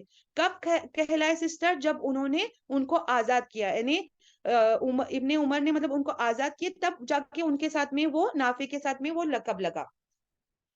یعنی یہ قصہ ہے کیا ہے سسٹرز کہ حضرت مطلب بریرہ کسی کی لونڈی تھی اور حضرت عائشہ نے دیکھا تو ان کو مطلب خریدنے کا انٹرسٹ دکھایا. جب وہ کسی سے مطلب بات کرتی ہے، مطلب وہ سامنے والے سے بات کرتی ہے اس کو ایک کرنے کے لیے، تو مطلب وہ لوگ کیا کرتے ہیں، وہ شرط رکھتے ہیں. اور وہ شرط کیا رکھتے ہیں کہ تم اس کو مطلب مالی یا مولا ہم اس کے کہلائیں گے، مطلب یعنی اس کی نسبت ہماری طرف ہوں گی. کیونکہ کیا ہوتا تھا، غلاموں کی نسبت اپنے نسل کی طرف نہیں ہوتی تھی بلکہ اس کی طرف ہوتی تھی جو اس کا مالک ہوتا تھا. تو حضرت عائشہ نے کیا کیا، آپ صلی اللہ علیہ وسلم کو بتایا، تو آپ نے اس کو خرید کر آزاد کرنے کا حکم دیا. اور ولا کی نسبت آپ نے بتایا کہ اسی کو ملے گی، اور مطلب اس سے نہیں ملے گی جو بیچے گا، کیونکہ بیچنے سے کیا ہوتا ہے، اس کی ملکیت ختم ہوتی ہے، اس کا تعلق ختم ہو جاتا ہے. اور پھر آگے حضرت عائشہ بتاتی ہے، جیسے کہ ہمارے باپ کا عنوان تھا کہ آپ صلی اللہ علیہ وسلم کے پاس گوشت مطلب آتا ہے، مطلب گوشت آیا، میں نے کہہ دیا یہ وہ گوشت ہے جو بریرہ کو خیرات میں ملا.